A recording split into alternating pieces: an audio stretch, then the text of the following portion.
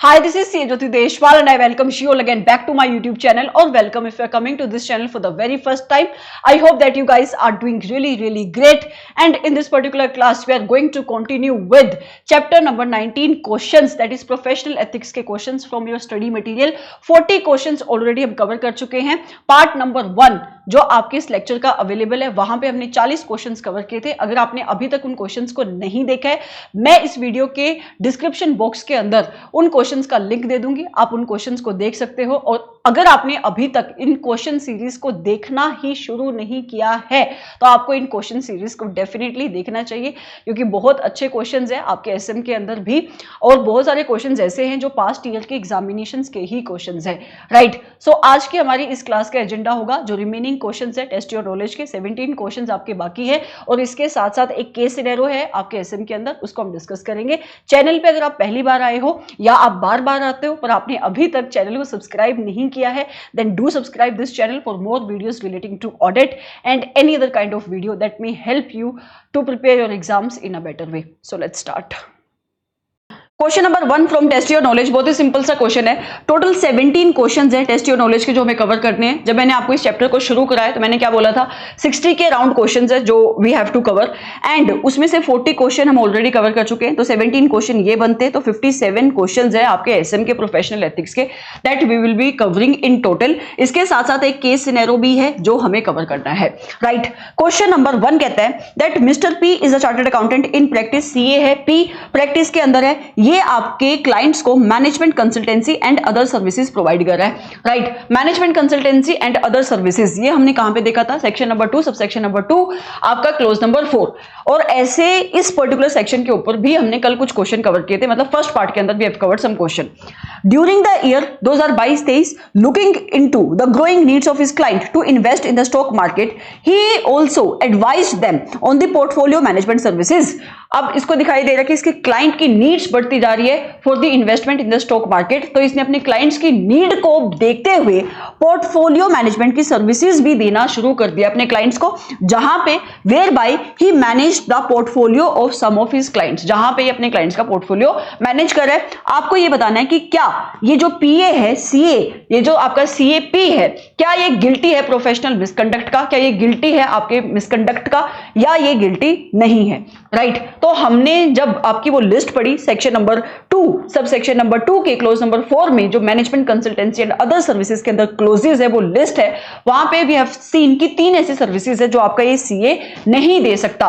वो 3 सर्विसेज कौन कौन सी थी, एक थी पोर्टफोलियो मैनेजमेंट की सर्विस, दूसरी है ब्रोकिंग की सर्विस, और तीसरी है अंडर राइटिंग की सर्विस. तो ये 3 सर्विसेज है जो आपका ये सीए नहीं दे सकता, और अगर इसने दिया तो ये प्रोफेशनल मिसकंडक्ट का गिल्टी होगा. तो यहां पे ये पोर्टफोलियो मैनेजमेंट की सर्विसेज को देना शुरू करें अपने क्लाइंट को, which is not allowed to be given by the practicising chartered accountant, therefore he will be held guilty of professional misconduct. Right, अब आप इस क्वेश्चन का आंसर लिखोगे कैसे. सबसे पहले आपको सेक्शन नंबर 2 सब सेक्शन नंबर 2 क्लोज नंबर 4 की जो आपकी प्रोविजन है उसको आपको मेंशन करना है. यहां पे नहीं लिखी हुई है प्रोविजन, लेकिन कल हमने आपके जब टेस्ट और अंडरस्टैंडिंग के क्वेश्चन करे वहां पे I have explained you the provision. जब भी क्वेश्चन आएगा इस सेक्शन के ऊपर आप सबसे पहले प्रोविजन को एक्सप्लेन करोगे, फिर आपके इस गिवन क्वेश्चन के अंदर किस टाइप की सर्विस की बात हो रही है आप उस सर्विस की रेफरेंस दोगे, एंड देयर आफ्टर आप बताओगे कि पोर्टफोलियो मैनेजमेंट की सर्विस आपका ये सीए नहीं दे सकता, क्योंकि काउंसिल की गाइडलाइंस जो हैं वहां पे जनरल परमिशन जो काउंसिल ने दी हुई है in respect of management consultancy and other services, इस टाइप की सर्विसेज वहां पे अलाउड नहीं है to be given. Thereafter फिर आप लिखोगे लास्ट में कंक्लूजन में कि पी आपका गिल्टी है. राइट, तो आपको ये फ्लो करते हुए, इस फ्लो को फॉलो करते हुए आप जब भी कोई भी क्वेश्चन अटेम्प्ट करोगे फ्रॉम दिस पर्टिकुलर सेक्शन, आपको आंसर ऐसे ही लिखना है. तो यहां पे सेक्शन नंबर 2 सब सेक्शन नंबर 2 क्लोज नंबर 4 का जो कोर प्रोविजन है वो लिखी नहीं हुई है, लेकिन आपको कोर प्रोविजन सबसे पहले लिखनी है. यहां पे जो मेन प्रोविजन है आपकी, जो इस रिस्पेक्टिव सिनेरियो से रिलेटेड प्रोविजन है वो लिखी हुई है. कहते हैं काउंसिल ने Pursuant to the section number 2 subsection number 2 clause number 4 of the CA Act, उन्होंने एक रेजोल्यूशन पास किया है जहां पे उन्होंने परमिशन दी हुई है कि जो भी आपके प्रैक्टिसाइजिंग चार्टर्ड अकाउंटेंट है वो management consultancy and other services को प्रोवाइड कर सकते हैं.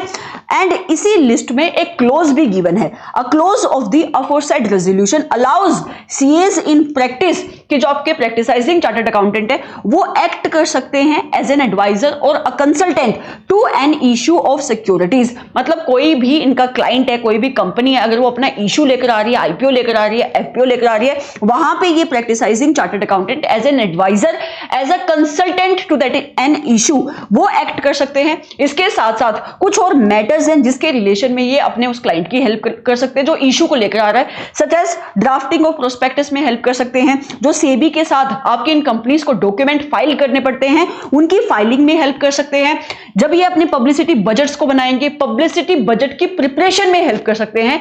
इसके साथ साथ ये बहुत इंपॉर्टेंट है, ये अपने क्लाइंट को एडवाइस कर सकते हैं regarding the selection of broker, मतलब ये खुद ब्रोकर की सर्विस नहीं दे सकते, ये खुद ब्रोकिंग की सर्विस नहीं दे सकते, खुद ब्रोकर नहीं बन सकते, लेकिन ये अपने क्लाइंट को, उस कंपनी को एडवाइस कर सकते हैं कि ब्रोकर टू एनी इशू कौन हो सकता है। So they may advise regarding the selection of broker etc. तो इस टाइप की सर्विसेज आपका प्रैक्टिसाइजिंग चार्टर्ड अकाउंटेंट दे सकता है, लेकिन it is however specifically stated कि जो आपके प्रैक्टिसाइजिंग चार्टर्ड अकाउंटेंट है वो ये 3 एक्टिविटीज अंडरटेक नहीं कर सकते, that is broking, underwriting and portfolio management services. आपके इस गिवन सिनेरियो में जो मिस्टर पी है वो पोर्टफोलियो मैनेजमेंट की सर्विसेज देना शुरू करे, देयरफॉर वो गिल्टी हो जाएगा प्रोफेशनल मिसकंडक्ट का। ये आपका क्वेश्चन का आंसर बनेगा। क्वेश्चन नंबर 2, अब यहां पे मुझे क्लैरिफिकेशन है जो आपको देनी है, ठीक है। ये क्वेश्चन नंबर 2 आपके टेस्ट योर अंडरस्टैंडिंग का क्वेश्चन नंबर 4 है, जिसको हमने पार्ट नंबर 1 के अंदर कवर किया था, बिल्कुल उसका रेप्लिका है, और जो मैंने आपको एक्सप्लेनेशन दी थी क्वेश्चन नंबर 4 के अंदर वही आपकी एक्सप्लेनेशन यहाँ पे यूज होने वाली है। सेक्शन नंबर 27 के ऊपर ये क्वेश्चन बेस्ड है, लेकिन थोड़ी सी एक्सप्लेनेशन जो मैंने कल आपको दी थी वहां पे मेरे एंड पे कुछ गलती हुई है, मैं उसको बताती हूँ कि गलती हुई क्या है और वो गलती क्यों हुई है, किस मिसकंसेप्शन की वजह से हुई है, ताकि अगर आप भी उस क्वेश्चन को एग्जाम में देखोगे तो आपके एंड पे वो गलती नहीं होनी चाहिए, ठीक है। सबसे पहले मैं क्वेश्चन नंबर 2 पढ़ देती हूँ आपके लिए। कहते हैं mister G is a chartered accountant in practice, sole proprietor है, और इस मिस्टर जी का ऑफिस है मुंबई के अंदर नियर द चर्च गेट। तो मुंबई में चर्च गेट कोई जगह है, वहां पे आपके इस मिस्टर जी का ऑफिस है, प्रैक्टिस कर रहा है ये सोल प्रोप्राइटर की कैपेसिटी में। Due to increase in the professional work, इसका काम बढ़ता जा रहा है, जिसकी वजह से ही opens another office in the suburb of Mumbai, इसने एक और ऑफिस खोला है मुंबई के सब अब के अंदर, which is approximately 80 kilometres away from the municipal limit of the city. तो कहता है मुंबई सिटी की जो म्युनिसिपल लिमिट है उसके 80 किलोमीटर के डिस्टेंस के अंदर है इसका second office. For running the new office he employees 3 retired income tax officer, उसने अपने नए ऑफिस के जो इंचार्ज रखे हैं वो सीए नहीं रखे हैं, वो हैं 3 रिटायर्ड इनकम टैक्स के ऑफिसर। आपको ये बताना है कि क्या सीए जी गिल्टी होगा प्रोफेशनल मिसकंडक्ट का या गिल्टी नहीं होगा, राइट। तो सबसे पहले मैं आपको ना क्वेश्चन दिखा दूं कि कल हमने क्या क्वेश्चन देखा था। ये कल हमने क्वेश्चन नंबर 4 देखा था, बिल्कुल आपका सेम ही क्वेश्चन है, राइट। यहां पे डिफरेंस सिर्फ इतना सा है कि जो इसका फर्स्ट ऑफिस था वो सबब में था और दूसरा ऑफिस ये सिटी के अंदर खोल रहा था, राइट। यहां पे उल्टी सिचुएशन है, पहला ऑफिस सिटी के अंदर है, दूसरा ऑफिस वो सबब के अंदर खोल रहा है। मेरी मिसअंडरस्टैंडिंग हुई क्या है, यहां पे वर्ड यूज किया हुआ था which is with in the city. तो मेरी मिसकंसेप्शन ये होगी कि मैंने उसको विद इन द सिटी वाली कंडीशन लगा के आपको एक आंसर को एक्सप्लेन किया है। ये विद इन द सिटी वाली कंडीशन है क्या, मैं दोबारा से आपको सेक्शन नंबर 27 की प्रोविजन बताती हूँ एंड देर आफ्टर फिर मैं वापस से क्वेश्चन में आती हूँ। सेक्शन नंबर 27 कहता है कि अगर एक प्रैक्टिसाइजिंग चार्टर्ड अकाउंटेंट के या सीए फर्म के एज द केस में भी इंडिया में एक से ज्यादा ऑफिसेज हैं, तो हर एक ऑफिस के लिए इट इज मैंडेटरी कि एक सेपरेट इंचार्ज होना चाहिए, ठीक है। जो सेपरेट इंचार्ज कौन होगा, सीए ही होगा, ये आपकी मैंडेटरी कंडीशन है। लेकिन इस कंडीशन की 3 एक्सेप्शन है जहां पे सेपरेट इंचार्ज रखने की रिक्वायरमेंट एप्लीकेबल नहीं होगी। Who should be the member of the institute in case of these 3 situation. कौन कौन सी? नंबर 1, अगर आप अपना सेकंड ऑफिस जो खोल रहे हो वो सेम प्रीमाइसेस के अंदर ओपन कर रहे हो। दूसरा, सेम सिटी के अंदर ओपन कर रहे हो। तीसरी कंडीशन क्या थी? तीसरी कंडीशन थी कि जिस सिटी के अंदर आपका फर्स्ट ऑफिस है, अगर सेकंड ऑफिस आप उस सिटी की म्युनिसिपल लिमिट के 50 किलोमीटर के अंदर ओपन कर रहे हो, राइट। कल मैंने जो आपको एक्सप्लेनेशन दी वो एक्सप्लेनेशन दी है ऑन दिस सेकेंड एक्सेप्शन। मैंने आपको बोला क्योंकि सेम सिटी के अंदर ऑफिस खोला जा रहा है, देयरफॉर आपका वो जो सीए है वो गिल्टी नहीं होगा प्रोफेशनल मिसकंडक्ट का, भले ही उसने सेकेंड ऑफिस का जो इंचार्ज रखा है वो रखा है एक इनकम टैक्स ऑफिसर को, रिटायर्ड इनकम टैक्स ऑफिसर को, वो एक सीए नहीं है, तब भी वो गिल्टी नहीं होगा। ऑल तो मैंने कंक्लूजन नहीं पढ़ी, वरना मैं कल ही उस गलती को ठीक कर लेती। यहां पे इस सेम सिटी के वर्ड की वजह से मुझसे गलती हुई है। जो कंक्लूजन अगर आप देखोगे क्वेश्चन नंबर 4 की, उन्होंने कंक्लूजन में इस थर्ड कंडीशन को लिखा हुआ है और इसका रीजन है। रीजन क्या है? रीजन ये है कि सिटी अलग है और सब अब ऑफ द सिटी अलग है।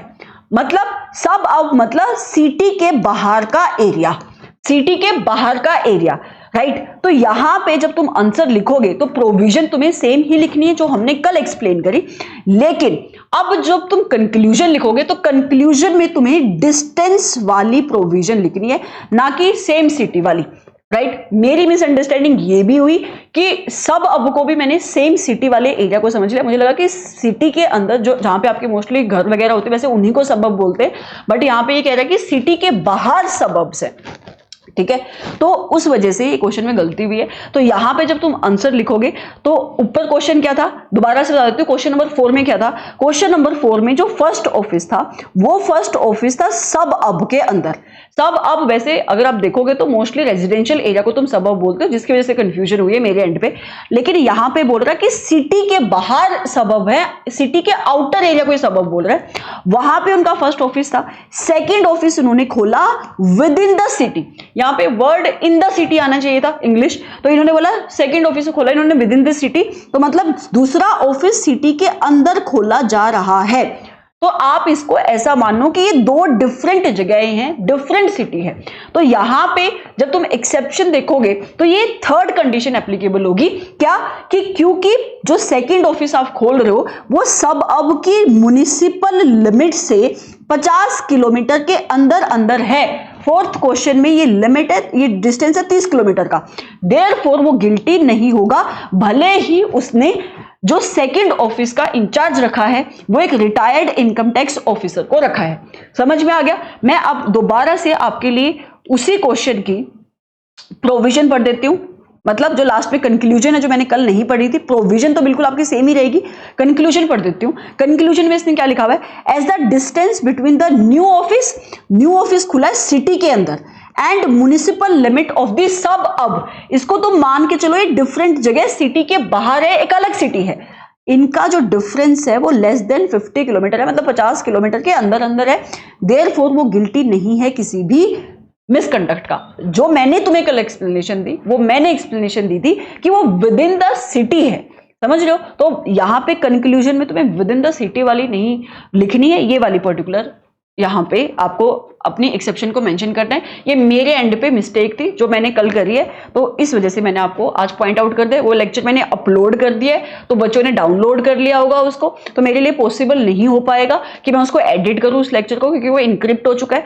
तो I would like to mention कि ये गलती है मेरे एंड पे। अगर आपको कंफ्यूजन हो रही है तो आप प्लीज इसको ध्यान में रखना कि अगर आपके दिमाग में क्वेश्चन आया है तो बिल्कुल सही क्वेश्चन आया है, वो मेरे एंड पे मिसअंडरस्टैंडिंग है।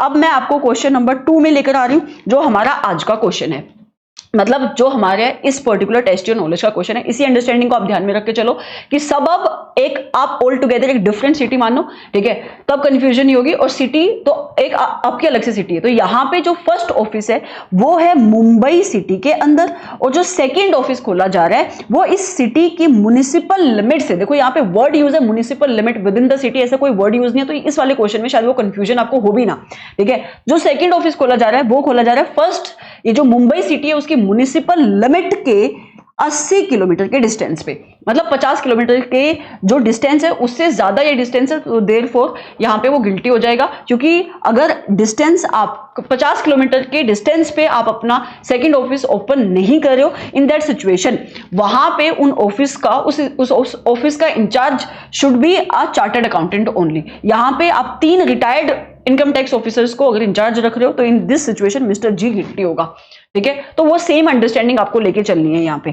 तो सबसे पहले यहाँ पे इस सेक्शन नंबर 27 की प्रोविजन लिखी हुई है जो हमने कल पढ़ी थी कि एक सीए इन प्रैक्टिस के अगर इंडिया में एक से ज्यादा ऑफिस हैं तो हर एक ऑफिस के लिए उसको एक सेपरेट इंचार्ज रखना पड़ेगा जो सीए होना चाहिए, who should be the member of the institute. लेकिन इसकी एग्जम्पशन है कि अगर सेकंड ऑफिस लोकेटेड है सेम प्रीमाइसेस के अंदर, पहले एग्जम्पशन। दूसरा, अगर सेकंड ऑफिस लोकेटेड है सेम सिटी के अंदर, लेकिन यहां पे सब हब को आपको डिफरेंट सिटी मानना है, ठीक है, इन which first office is located, और तीसरी कंडीशन जो हमारे क्वेश्चन में एप्लीकेबल होगी, second office is located with in a distance of 50 kilometre from the municipal limit of the city. लेकिन यहां पे इस क्वेश्चन में जो सेकंड ऑफिस लोकेटेड है वो 50 किलोमीटर के डिस्टेंस पे नहीं है, देयरफॉर ये एक्सेप्शन में कवर्ड नहीं होगा। कंक्लूजन क्या निकली यहां से, since second office beyond 50 kilometre है of the municipal limit of the city in which first office is located, therefore आपके इस सीए को सेकंड ऑफिस के लिए एक सेपरेट इंचार्ज रखना चाहिए था जो इंस्टीट्यूट का मेंबर होना चाहिए, ना कि कोई retired income tax officer. Therefore आपका ये जो सीए जी है आई थिंक राइट, ये गिल्टी होगा प्रोफेशनल मिसकंडक्ट का, ठीक है। तो आप ध्यान रखना, अगर आपने उस पर्टिकुलर पॉइंट को वहां पे नोट नहीं किया था जब मैंने आपको ऊपर क्वेश्चन कराया, तो अब आप नोट कर लेना, राइट। मुझे पूरा यकीन है कि अब ये सबब का जब क्वेश्चन आएगा तो आपके एंड पे कभी भी गलती नहीं होगी, क्योंकि मेरे एंड पे ये गलती हो चुकी है विद इन द सिटी करके। मुझे ध्यान नहीं रहा जब मैं फ्लो में आपको क्वेश्चन को करा रही थी, जब मैंने आज सुबह इस क्वेश्चन को देखा तब मुझे रियलाइज हुआ कि मेरे से गलती हुई है, तो मैंने पॉइंट आउट कर दिया, ठीक है। फिर आता है क्वेश्चन नंबर 3, कहता है right a short note on the other misconduct. ये बिल्कुल डायरेक्ट क्वेश्चन आपकी बुक के अंदर से ये मिल जाएगा आपको पेज नंबर 27 के ऊपर। आपको अदर मिसकंडक्ट बताना है। अदर मिसकंडक्ट मतलब जो प्रोफेशनल मिसकंडक्ट नहीं है, ऐसे मिसकंडक्ट जिसको आपके जो सीए हैं वो करें इन द पर्सनल कैपेसिटी। हमने एक क्वेश्चन कवर किया था आपके टेस्ट और अंडरस्टैंडिंग का, जहां पे हमने एक क्वेश्चन पढ़ा भी था अदर मिसकंडक्ट का, और वो क्वेश्चन क्या था कि कोई सीए है, राइट, वो सीए है किसी बैंक में कॉन्करेंट ऑडिटर था, एंड उसने अपने इन्फ्लुएंस को यूज करके बैंक से लोन लिया और उसकी रीपेमेंट नहीं करी। मतलब आपका जो इंस्टीट्यूट है वो एक्सपेक्ट करता है कि जब आप अपनी पर्सनल कैपेसिटी में भी काम करो, यू शुड एक्सरसाइज इंटीग्रिटी। आपको प्रोफेशनल बिहेवियर आप जैसे एक्सरसाइज करते हो, आपको उसी वे से अपने हाईएस्ट स्टैंडर्ड को मेंटेन करते हुए पर्सनल कैपेसिटी में भी काम करना है। आप किसी भी वे से इंस्टीट्यूट को डिसरेप्यूट, डिसक्रेडिट नहीं लेकर आ सकते। और ये अदर मिसकंडक्ट आपके कहां पे कवर्ड होते हैं, शेड्यूल नंबर 1 के पार्ट नंबर 4 में कवर्ड होते हैं, एंड जो शेड्यूल नंबर 2 है उसके पार्ट नंबर 3 में कवर्ड होते हैं। हमने आपके जब चैप्टर को कवर किया, पेज नंबर 27 पे लिस्ट भी है अदर मिसकंडक्ट की, वो आप पढ़ सकते हो। एग्जांपल्स भी देता है इंस्टीट्यूट कई बार लिखने को, आपको वो याद भी होने चाहिए, ठीक है। तो मैं यहाँ पे पढ़ देती हूँ, although a very simple question. आपको एक शॉर्ट नोट लिखना है अदर मिसकंडक्ट के ऊपर। कहता है अदर मिसकंडक्ट कहां पे डिफाइन है, part number 4 of first schedule and part number 3 of the second schedule. These provision empower the council। तो कहता है अदर मिसकंडक्ट की जो प्रोविजन है ये काउंसिल को पावर देती है कि वो किसी भी मिसकंडक्ट के रिलेशन में आपके मेंबर से इंक्वायरी कर सकती है, इवन वो मिसकंडक्ट अगर उसकी प्रोफेशनल वर्क से अराइज नहीं हो रहा है। मतलब आपकी काउंसिल के पास पावर है कि वो अपने मेंबर से इंक्वायरी कर सकती है in relation to that misconduct as well, जो उसने अपने पर्सनल कैपेसिटी में करा है। ये इंपॉर्टेंट क्यों है, क्योंकि आपका इंस्टीट्यूट सीए से एक्सपेक्ट करता है कि वो हाईएस्ट स्टैंडर्ड ऑफ इंटीग्रिटी को मेंटेन करे even in their personal affairs. और अगर आपने कोई भी डेविएट किया तो इन दैट सिचुएशन आपके ऊपर डिसिप्लिनरी एक्शन इनिशिएट किया जा सकता है।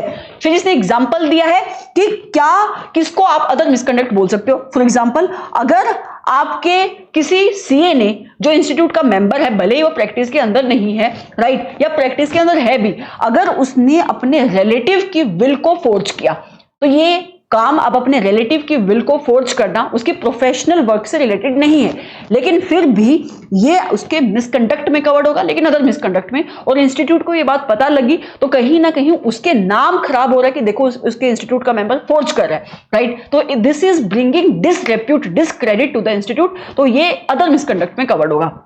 तो कहता है it would be liable to the disciplinary action even though forgery may not be done in his professional capacity. भले ही उसने फोर्जरी अपनी पर्सनल कैपेसिटी में करी है। फिर इसने एक और एग्जांपल दिया अदर मिसकंडक्ट का। कहता है other misconduct would also relate, अगर आपके किसी कॉम्पिटेंट कोर्ट ने पनिश किया है आपके मेंबर को for the offence involving moral turpitude, वो एक ऐसा ऑफेंस है which is punishable with the transportation या imprisonment which is not of the technical nature, तो ऐसा भी एक ऑफेंस आपके अदर मिसकंडक्ट में आएगा। ऑल्दो आपको ये एग्जांपल लिखने की जरूरत नहीं है, अगर आप अपनी बुक के पेज नंबर 27 पे जाओगे तो वहां पे अपनी लिस्ट पड़ी हुई है पूरी एग्जांपल्स की, जिसके अंदर 6-7 एग्जांपल्स थे, राइट। तो आपको वो लिस्ट आप यहाँ पे लिख दोगे, it will be more than sufficient. आपको अदर मिसकंडक्ट बताना है क्या होता है उसका मतलब, राइट। ये बिगिनिंग के 1-2 पॉइंट लिखने हैं, कहां पे कवर्ड है, कौन से शेड्यूल में कवर्ड है, अगर आता है क्वेश्चन तो वो, फिर आपको वो एग्जांपल्स लिखने हैं। मोस्टली वो एग्जांपल्स ही पूछता है इंस्टीट्यूट जब पूछेगा अदर मिसकंडक्ट के। फिर आता है क्वेश्चन नंबर 4। कहता है mister K is a practicising chartered accountant gave 50% of the audit fee received by him to a non chartered accountant. पागल है ये, मिस्टर के है, प्रैक्टिस कर रहा है, अपनी प्रोफेशनल फी का शेयर दे दिया इसने किसको, किसी और सीए को, राइट?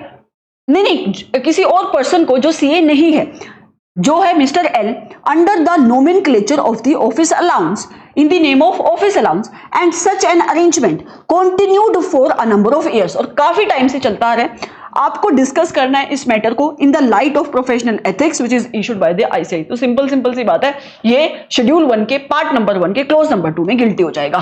बहुत ही सिंपल से आपको यहाँ पे क्लोज एप्लीकेबल हो रहा है। आप अपनी प्रोफेशनल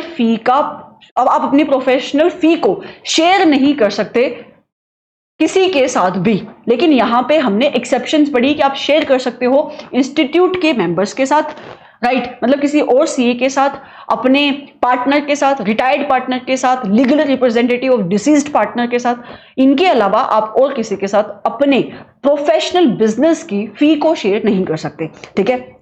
तो यहां पे कौन सा क्लोज एप्लीकेबल होगा? यहां पे क्लोज 2 एप्लीकेबल होगा, पार्ट 1 ऑफ फर्स्ट शेड्यूल, जो कहता है कि एक सीए जो कि प्रैक्टिस के अंदर है उसको हम गिल्टी बोल देंगे प्रोफेशनल मिसकंडक्ट का इफ ही पेज और अलाउज, या वो अग्री कर रहा है टू पे और अलाउ डायरेक्टली इनडायरेक्टली कोई भी शेयर, कमीशन, ब्रोकरेज, किसकी, इन द फी और प्रॉफिट, किसकी फी और किसके प्रॉफिट की, अपने प्रोफेशनल बिजनेस की, किसको, टू एनी पर्सन, किसी को भी, किसको दे सकता है वो, किसी और सीए को दे सकता है। मतलब मेंबर ऑफ द इंस्टीट्यूट को अगर वो अलाउ कर रहा है to share, that is allowed. Partner को कर सकता है, वो अपने पार्टनर के साथ शेयर कर सकता है, वो भी अलाउड है। रिटायर्ड पार्टनर के साथ शेयर कर सकता है, ये भी अलाउड है। Legal representative of the deceased partner, ये भी अलाउड है। हाँ, इसके साथ साथ कोई मेंबर है किसी और प्रोफेशनल बॉडी का, या सच अदर पर्सन जिसके पास ऐसी क्वालिफिकेशन है which is recognised by the council. तो कहते हैं और with such other person having such qualification as may be prescribed for rendering such professional services from time to time in India और outside India, ठीक है? And this has to be recognised by the council. तो अगर आप ऐसे person के साथ कर रहे हो तो ये अलाउड है, अदरवाइज किसी और पर्सन के साथ आपने किया तो you will be held guilty of professional misconduct, क्योंकि आप अपने प्रोफेशनल बिजनेस के प्रॉफिट को शेयर नहीं कर सकते किसी भी पर्सन के साथ, एक्सेप्ट ये आपके जो यहाँ पे एक्सेप्शंस लिखी हुई है, सिर्फ इन्हीं लोगों के साथ आप शेयर कर सकते हो। सीए होगा वो, कोई और मेंबर है इंस्टीट्यूट का, उसके साथ आप शेयर कर सकते हो, अपने पार्टनर के साथ शेयर कर सकते हो, रिटायर्ड जो आपका पार्टनर है उसके साथ शेयर कर सकते हो, legal representative of deceased partner उसके साथ शेयर कर सकते हो, कोई मेंबर है किसी अदर प्रोफेशनल बॉडी का जिसको काउंसिल ने रिकॉग्नाइज किया हुआ है उसके साथ आप शेयर कर सकते हो,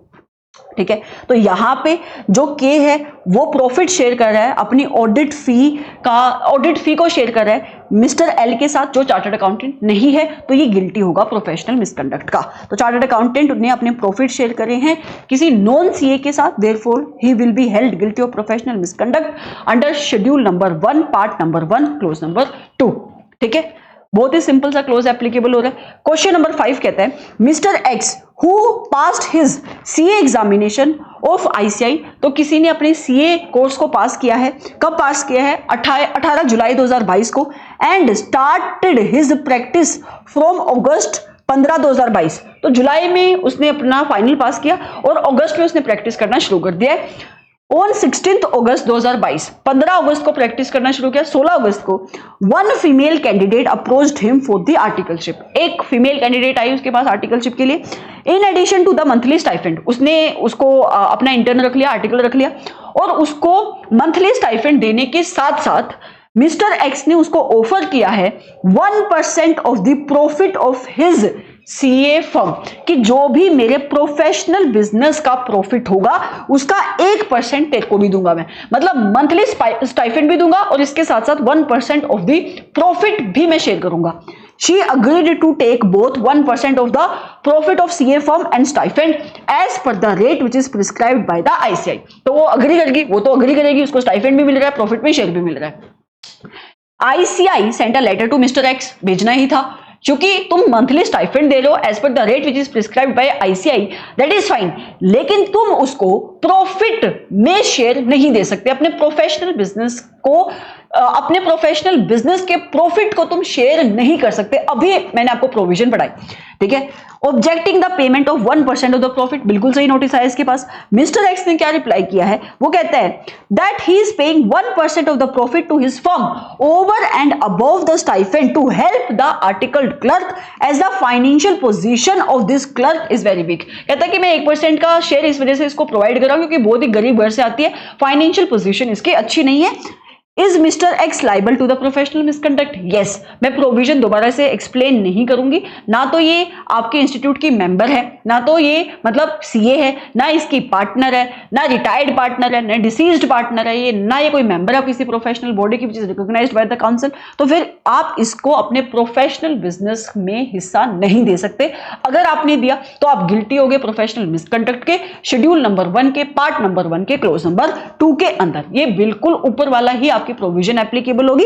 देयरफॉर इसको मैं डाल रही हूं सेल्फ पे, ऑल्दो अब इसमें बचा कुछ है नहीं पढ़ने के लिए, मैंने आपको आंसर भी बता दिया, प्रोविजन आपने ऊपर पढ़ ली, ठीक है। कंक्लूजन ये नीचे लिखी हुई है, मिस्टर एक्स गिल्टी होगा प्रोफेशनल मिसकंडक्ट का in terms of clause number 2 part number 1 of first schedule to the CA act, ठीक है।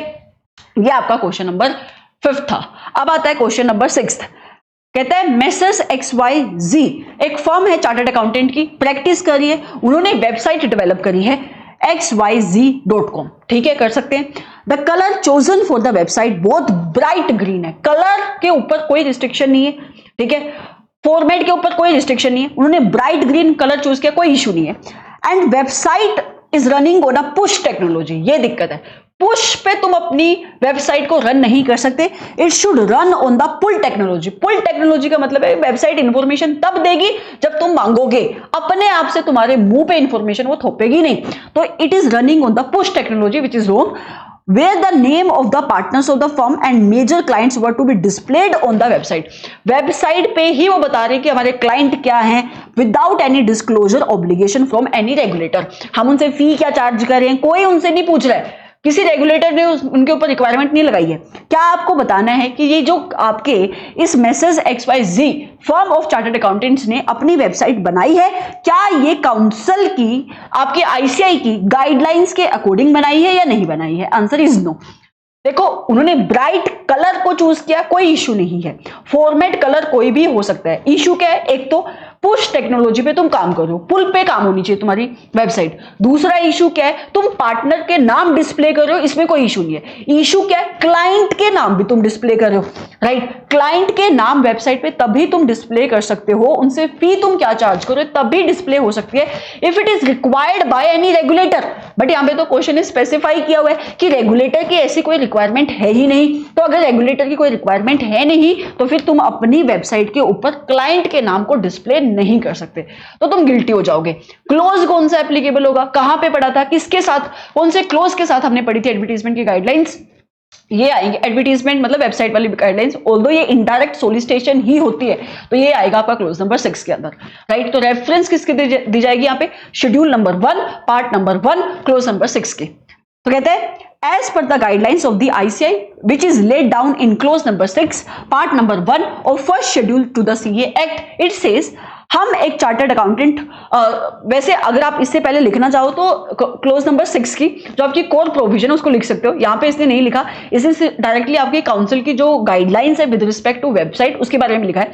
कहता है a chartered accountant of the firm, एक chartered accountant firm can create own website, वो अपनी website बना सकती है, किसी भी फॉर्मेट में बना सकती है, लेकिन subject to the guidelines of the ICAI। However website जो तुम डिजाइन करोगे, हाँ ये हमने कल भी पढ़ा था एक वेबसाइट का क्वेश्चन, किसी भी वे से सोलिसिट नहीं करनी चाहिए, मतलब उसकी डिजाइनिंग ऐसी नहीं होनी चाहिए कि वो डायरेक्टली और इनडायरेक्टली क्लाइंट को सोलिसिट करिए, प्रोफेशनल वर्क को सोलिसिट करिए। तो कहते हैं however website should be so designed that it does not solicit client or professional work and should not amount to direct or indirect advertisement. Also इसी guidelines के अंदर वी हैव स्टडीड कि there is no restriction on the use of colour, bright colour use कर रहे हो तुम कोई दिक्कत नहीं है। हाउएवर वेबसाइट कैसे रन होनी चाहिए, पुल टेक्नोलॉजी पे होनी चाहिए, ना कि पुश टेक्नोलॉजी के ऊपर।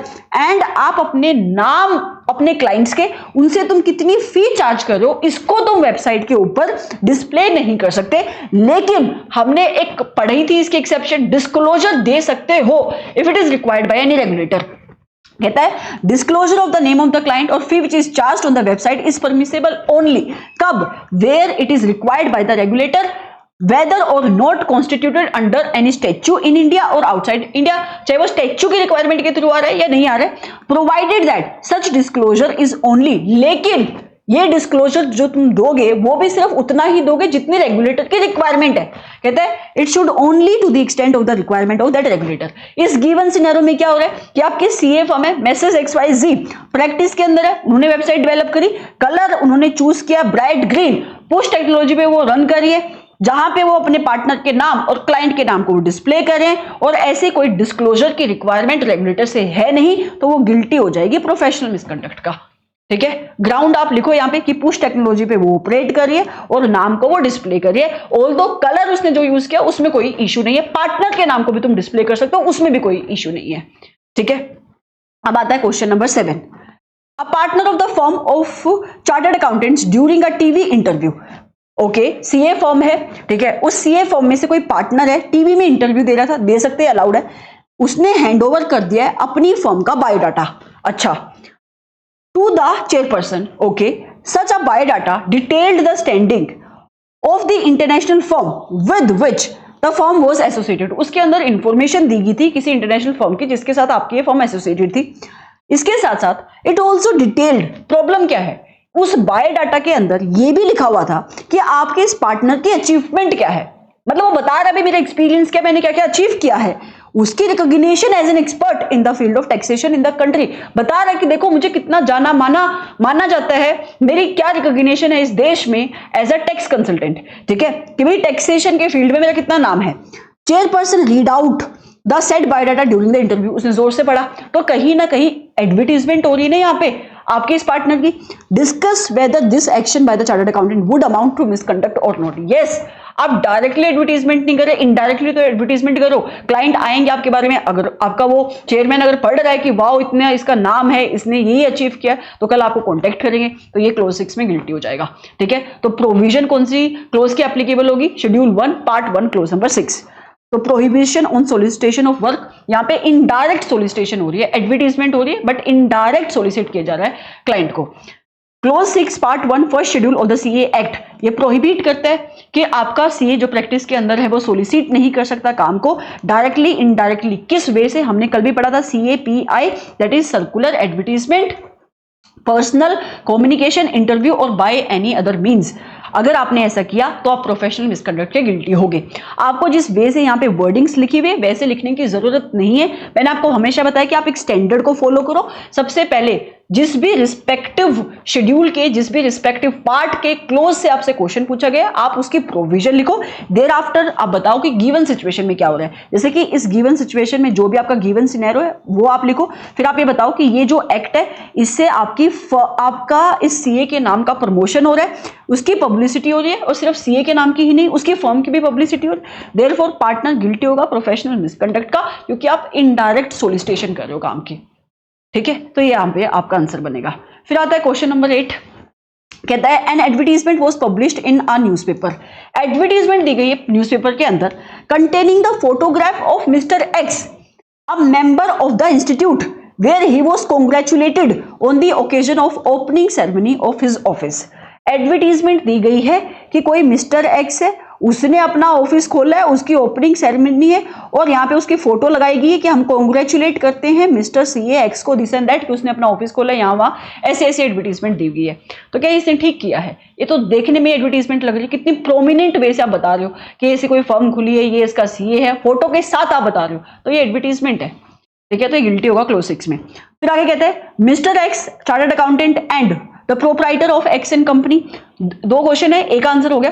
बी कहता है मिस्टर एक्स चार्टर्ड अकाउंटेंट है, प्रोप्राइटर है वो किसी फर्म का, एक्स एंड कंपनी का, उसने सेवरल लेटर लिखे हैं to the assistant registrar of the cooperative society.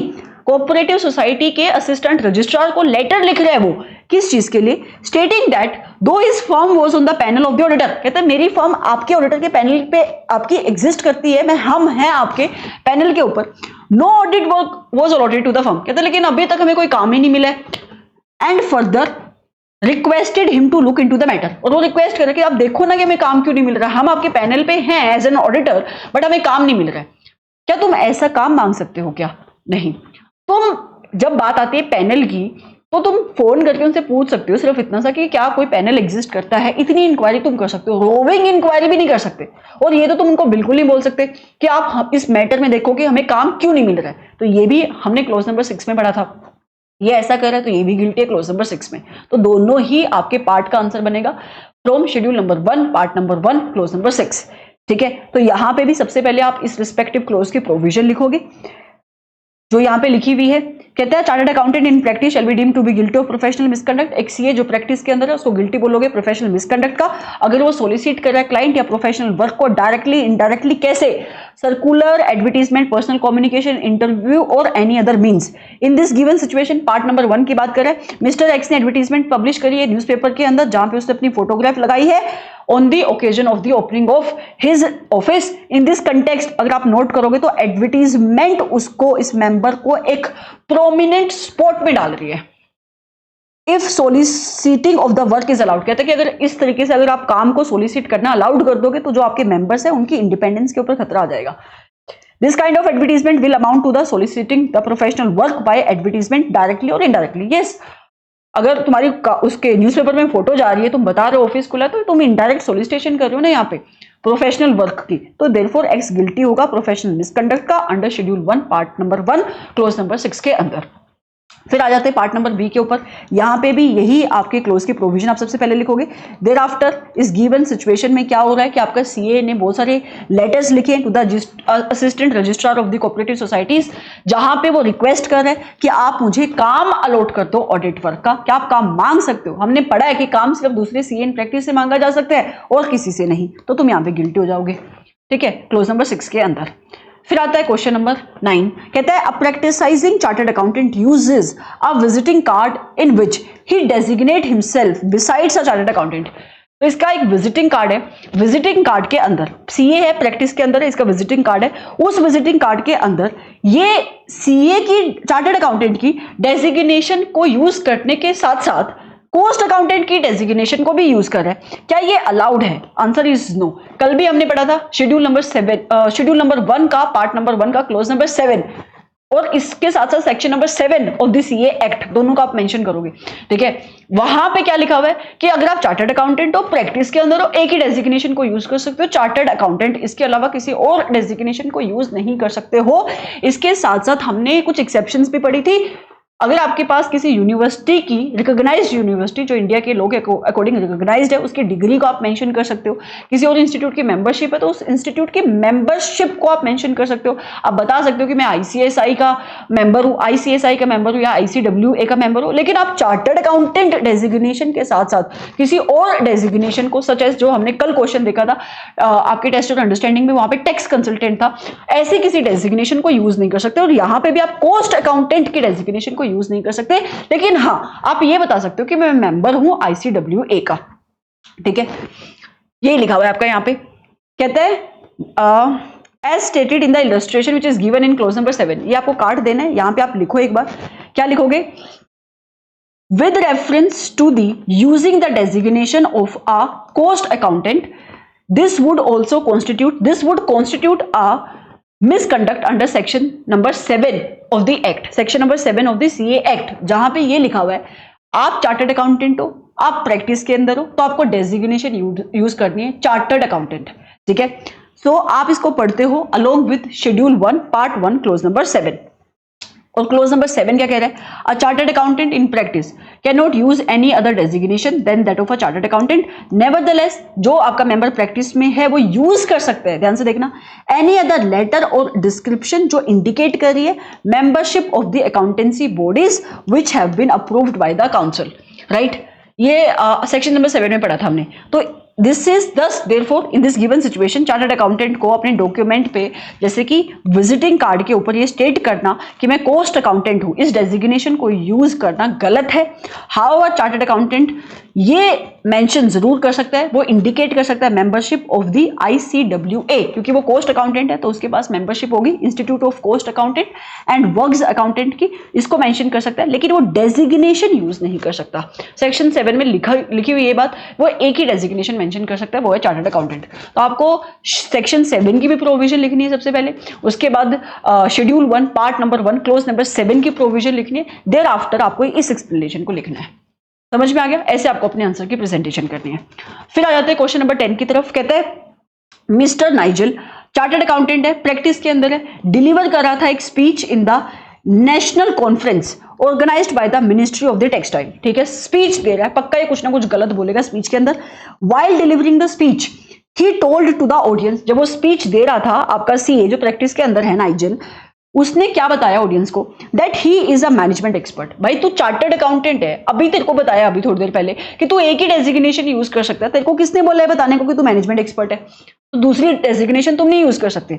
तो बता रहा है कि मैं मैनेजमेंट एक्सपर्ट हूं, ये भी बता रहा है कि उसकी फर्म सर्विस प्रोवाइड करती है टैक्सेशन की। भाई तो खड़ा होकर एडवर्टीजमेंट कर रहा है वहां पे, एंड ऑडिट वो भी एट अ रीजनेबल रेट। ये क्या मतलब ये है क्या? ये एडवर्टीजमेंट है। ठीक है, he also requested the audience to approach his firm of chartered accountant. कह रहे हैं आओ मेरी फर्म के पास आओ और अपना काम मुझसे कराओ for these services and at the request of audience. Audience बोल रही है हाँ हम आना चाहते हैं, कुछ बताओ तो सही, हमें अपने कोई एड्रेस वगैरह दो। तो उसने ऑडियंस के रिक्वेस्ट पे बिजनेस कार्ड डिस्ट्रीब्यूट करके आ गया, टेलीफोन नंबर अपनी फॉर्म के दे दिए ऑडियंस में, आपको कमेंट करना है। इतना स्टूपिड है, सीधा सीधा दिख रहा है। 2 क्लोज का इसने वॉयलेशन किया, 6 और 7 का। ठीक है, 7 का क्यों? क्योंकि उसने किसी और डेजिग्नेशन को यूज किया है अपने आप को बताने के लिए। वो प्रैक्टिसाइजिंग चार्टर्ड अकाउंटेंट है, वो मैनेजमेंट एक्सपर्ट नहीं बता सकता। ठीक है, तो ये आपका आंसर बनेगा। आप आंसर लिखोगे कैसे? सबसे पहले आपको क्लोज नंबर 6 पार्ट 1 शेड्यूल 1 इसकी प्रोविजन मेंशन करनी, जो मैं नहीं पढ़ूंगी। ठीक है, क्योंकि मैं पढ़ चुकी कई बार, टेस्ट और अंडरस्टैंडिंग में भी हमने इसको कवर किया। फिर आपको close number 7 schedule number 1 part number 1 के क्लोज नंबर 7 की प्रोविजन लिखनी है। और जब भी आप क्लोज नंबर 7 लिखोगे हमेशा सेक्शन नंबर 7 की भी आपको प्रोविजन लिखनी है। देयर आफ्टर आप गिवन सिनेरियो में बताओगे हुआ क्या। ठीक है, मैं पढ़ देती हूँ यहाँ पे क्या कंक्लूजन लिखी हुई है। कहते हैं under the close use of any other designation, ये 7 की बात कर रहा है, किसी और डेजिग्नेशन एक्सप्रेशन को आप यूज नहीं कर सकते other than the chartered accountant. Right, यहाँ पे ये मैनेजमेंट एक्सपर्ट की डेजिग्नेशन को यूज नहीं कर सकता। हाँ, मेंबर्स को अलाउ किया हुआ है कि तुम अपीयर कर सकते हो टेलीविजन में, फिल्म्स में, तुम अग्री कर सकते हो ब्रॉडकास्ट देने के लिए, रेडियो पे बोल सकते हो, लेक्चर्स दे सकते हो फोरम्स में खड़े होके, तुम बता सकते हो, you can give their name, तुम अपने नाम को बता सकते हो, अपने आप को डिस्क्राइब कर सकते हो एज अ चार्टर्ड अकाउंटेंट, कोई इशू नहीं है। लेकिन स्पेशल हाँ ये भी इंपॉर्टेंट है, आप स्पेशल क्वालिफिकेशन या कोई आपकी स्पेशलाइज्ड नॉलेज है रेलिवेंट टॉपिक से रिलेटेड वो भी बता सकते हो। तो कहते हैं स्पेशल क्वालिफिकेशन और specialised knowledge directly relevant to the subject matter of the programme may also be given, but no reference should be made in case of a practicing member to the name and address or service of the firm। लेकिन तुम अपनी firm के बारे में नहीं बता सकते, उसका नाम, उसका एड्रेस, वो किस टाइप की सर्विस दे रही है, ऐसी बातें नहीं कर सकते। What he may say or write must not be promotional of his or his firm।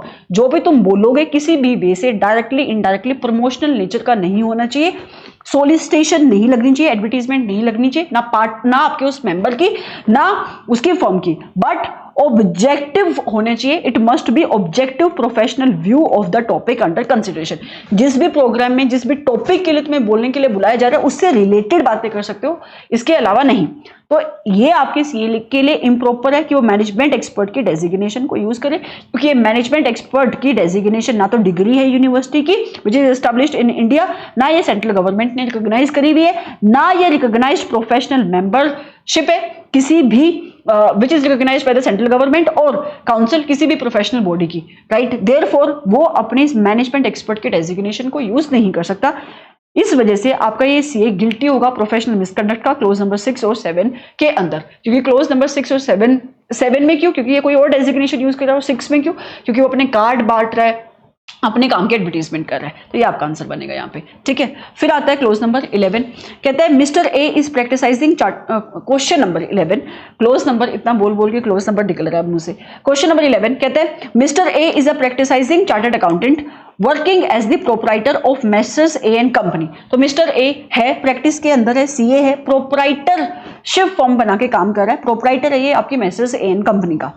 He went abroad for 3 month, 3 महीने के लिए वो देश के बाहर है। He delegated the authority to Mr. Y, जो चार्टर्ड अकाउंटेंट है, तो कोई और है इसके साथ काम कर रहा है, मिस्टर वाई, वो इसका एम्प्लॉई है, उसको इसने ना अपने अथॉरिटी को डेलीगेट कर दिया कि मैं इंडिया के बाहर जा रहा हूं, अब मैं तेरे को अथॉरिटी देके जा रहा हूं किस चीज की, for taking care of routine matters of his office, की जो भी रूटीन नेचर के काम होंगे ना अब तू उसको करेगा, तू उसके ऊपर साइन करियो। ड्यूरिंग हिज एब्सेंस, जब वो नहीं था इंडिया में, mister Y has conducted the under mentioned jobs in the name of messrs A and company. तो मिस्टर वाई ने इन सारे कामों को कंडक्ट किया। Number 1, he issued the audit queries to the client which were raised during the course of audit. तो कहते हैं उसने क्लाइंट को ऑडिट क्वेरी इशू करी, ऑडिट चल रही थी तो अपने क्लाइंट को ऑडिट क्वेरी इशू करी होगी। तो क्या ये कर सकता है during the course of audit? Yes, क्योंकि ये रूटीन नेचर का काम है, ऑडिट क्वेरी आप इशू कर सकते हो, कोई इशू नहीं है। तो यहाँ पे क्या कोई भी प्रोफेशनल मिसकंडक्ट हुआ है? क्लोज नंबर 12 का answer is no. Schedule 1 part 1 clause number 12 को कल मैंने बहुत डिटेल में आपको बताया था। हमने क्या अंडरस्टैंड किया था कि एक सीए जो प्रैक्टिस के अंदर है उसको आप गिल्टी बोलोगे प्रोफेशनल मिसकंडक्ट का, अगर वो अलाउ कर रहा है किसको, किसी को भी मतलब किसी भी पर्सन को कि तू साइन कर दे, किसके ऊपर साइन करते? प्रॉफिट एंड लॉस अकाउंट के ऊपर, बैलेंस शीट के ऊपर या रिपोर्ट ऑन फाइनेंशियल स्टेटमेंट के ऊपर, अनलेस जिसको वो अलाउ कर रहा है ऑन हिज बिहाफ कि तू साइन कर दे वो आपका सीए है एंड इसके साथ साथ उसका पार्टनर है, मतलब सीए है और उसका पार्टनर है तो वो अलाउ कर सकता है, अदरवाइज वो किसी और को अलाउ कर रहा है तो वो गिल्टी हो जाएगा। तो यहाँ पे वो जिसको अलाउ कर रहा है वो सीए तो है लेकिन उसका पार्टनर नहीं है, एम्प्लॉई है। तो ये एम्प्लॉई क्या साइन नहीं कर सकता? Report on financial statement, profit and loss account, balance sheet, ऐसे डॉक्यूमेंट वो साइन नहीं कर सकता, लेकिन रूटीन नेचर के काम ये कर सकता है। तो यहाँ पे आपके इस मिस्टर वाई ने ऑडिट क्वेरी इशू करी है क्लाइंट को, क्या ये वो कर सकते हैं ऑडिट क्वेरी को इशू? आंसर इज यस, वो रूटीन नेचर का आपका काम है, इसको वो कर सकता है, तो यहाँ पे ये गिल्टी नहीं होगा। He issued production certificate to the client, production certificate को इशू करना ये रूटीन नेचर का काम नहीं है, ये सर्टिफिकेशन है, इसके ऊपर साइन जो करेगा वो आपका सीए इन प्रैक्टिस ही कर सकता है, और अगर इसको डेलीगेट करना भी था तो किसी और सीए को करता जो इसका पार्टनर होता। ठीक है, he attended the income tax proceeding for a client as authorized representative before the income tax authority। तो ये भी आपके रूटीन नेचर का ही काम आता है कि आप अपने क्लाइंट को रिप्रेजेंट करो before the income tax authority. तो यहाँ पे भी कोई भी प्रोफेशनल मिसकंडक्ट नहीं होगा। आपको कमेंट करना है on the eligibility of Mr. Y for conducting such job in the name of Messrs. A and Company। तो जो रूटीन नेचर का काम है वो तो कर सकता है आपका ये वाई जो सीए है और उसका एम्प्लॉय है, लेकिन अगर ये पार्टनर होता सीए होने के साथ साथ तब ये काम कर सकता था। कौन कौन सा काम? ये सर्टिफिकेट देना, राइट, जो रूटीन नेचर का काम नहीं है, तब ये गिल्टी नहीं होता। या कोई और सीए होता प्रैक्टिस के अंदर, वो कर सकता था। अदरवाइज अगर प्रोडक्शन सर्टिफिकेट को इशू किया गया है और इसके ऊपर साइन कर रहा है आपका ऐसा सीए जो सीए तो है बट पार्टनर नहीं है, ना कोई और सीए इन प्रैक्टिस है, जो आपका इंप्लॉय है, तो फिर वो गिल्टी हो जाएगा। तो मतलब ए और सी के अंदर कोई भी प्रोफेशनल मिसकंडक्ट नहीं है क्योंकि ये काम रूटीन नेचर के है, लेकिन बी के अंदर प्रोफेशनल मिसकंडक्ट है। ठीक है, तो सबसे पहले आप यहाँ पे schedule 1 part number 1 clause number 12 की प्रोविजन को लिखोगे, और जो कहते हैं as per clause number 12 part number 1 first schedule it says कि एक चार्टर्ड अकाउंटेंट जो प्रैक्टिस के अंदर है उसको आप गिल्टी बोलोगे प्रोफेशनल मिसकंडक्ट का, अगर वो अलाउ करता है किसी भी पर्सन को जो कोई और आपका not being the member of the institute in practice, मतलब जो सीए नहीं है प्रैक्टिस के अंदर, और कोई ऐसा member not being his partner, right. तो मतलब किनको वो अलाउ कर सकता है, किसी और सीए इन प्रैक्टिस को अलाउ कर सकता है, किसी और सीए को जो उसका पार्टनर है उसको अलाउ कर सकता है। क्या करना? To sign on his behalf या on behalf of his firm, क्या? Any balance sheet, profit and loss account or report on the financial statement. तो फिर इसने बताया कि गिवन सिचुएशन में क्या हो रहा है, फिर देर आफ्टर यहाँ पे तीनों पॉइंट की कंक्लूजन लिखी हुई, मैं पढ़ देती हूँ। कंक्लूजन क्या है? सबसे पहले in this given case mister Y chartered accountant, वो एम्प्लॉई है आपका मेसर्स ए एन कंपनी का, उसने ऑडिट क्वेरी इशू करी है which were raised during the course of audit, ये कर सकता है। Here Y is right in issuing the query since ये रूटीन काम में फॉल करता है, right, which is delegated by the auditor, therefore यहाँ पे कोई भी मिसकंडक्ट नहीं है क्लोज नंबर 12 के अंडर। फर्दर अगर आप प्रोडक्शन सर्टिफिकेट इशू करो क्लाइंट को under GST act which is issued by mister Y जो कि एम्प्लॉय है आपकी इस फर्म का ये रूटीन वर्क नहीं है, ये उसकी अथॉरिटी से बाहर की बात है, और क्योंकि ये इन अ वे ये सर्टिफिकेशन है, तो इसके ऊपर साइन जो करेगा वो आपका सीए ही कर सकता है, मतलब जो आपका सीए प्रैक्टिस के अंदर है वही कर सकता है, या कोई सीए जो इसका पार्टनर है वो कर सकता है, यहाँ पे मिस्टर वाई नहीं कर सकता। देयरफॉर आपका सीए ए गिल्टी हो जाएगा प्रोफेशनल मिसकंडक्ट का अंडर क्लोज नंबर 12। जो थर्ड आपका इंस्टेंस था, कहता है in third instance mister Y जो सीए एम्प्लॉई है आपकी इस फर्म का, उसने अटेंड करी है इनकम टैक्स की प्रोसीडिंग अपने क्लाइंट के बिहाफ पे, राइट, एज ऑथराइज्ड रिप्रेजेंटेटिव, तो ये भी आप कर सकते हो, इसमें भी कोई दिक्कत नहीं है, ये भी रूटीन नेचर का ही आपका काम है, यहाँ पे भी आपका सीए गिल्टी नहीं होगा प्रोफेशनल मिसकंडक्ट का, ठीक है। तो ये आपके 3 ऐसे आंसर बने। फिर आता है क्वेश्चन नंबर 12, कहता है XYZ company limited has applied to a bank for a loan facility. XYZ company limited ने बैंक के पास अप्लाई किया है लोन लेने के लिए। Bank on studying the financial statement of the company notices that you are the auditor. तो जब आप लोन मांगने के लिए जा रहे हो कंपनी, तो उसने अपने फाइनेंशियल्स दिए होंगे, ऑडिटेड फाइनेंशियल स्टेटमेंट सबमिट करी होगी, नीचे तुम्हारी स्टैंप लगी हुई, तुम्हारा नंबर वगैरह उसने देखा, तो उसने तुम्हें कॉन्टैक्ट किया, मतलब बैंक ने आपकी कंपनी के ऑडिटर को उसने कॉन्टैक्ट किया है। तो कहता है bank on studying the financial statement of the company notices that you are the auditor and request you to call at the bank for a discussion. आपको बुलाया जा रहा है बैंक के अंदर कुछ डिस्कशन के लिए।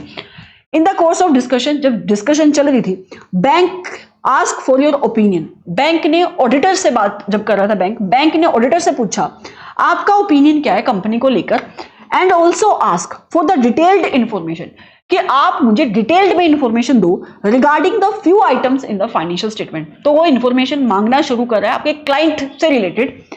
Information is available in your working paper file. Information कहां पे है? तुम्हारी फाइल के अंदर अवेलेबल है, मतलब ऑडिटर की डॉक्यूमेंटेशन के अंदर अवेलेबल है। What should be your response and why? आपका रिस्पॉन्स यहां पे क्या होना चाहिए और क्यों? तो सुनो अब ध्यान से, यहां पे आप किस किस प्रोविजंस को मेंशन करोगे। तो सबसे पहले तो यहाँ पे आपका शेड्यूल नंबर 2 का पार्ट नंबर 1 का क्लोज नंबर 1 एप्लीकेबल हो जाएगा, जो कहता है कि एक सीए जो प्रैक्टिस के अंदर है उसको आप गिल्टी बोलोगे प्रोफेशनल मिसकंडक्ट का, अगर उसके पास जो भी उसके क्लाइंट से रिलेटेड इंफॉर्मेशन है which is acquired by him out of his professional work, उसको डिस्क्लोज किया unless it is permitted by client और रिक्वायर्ड बाय लॉ।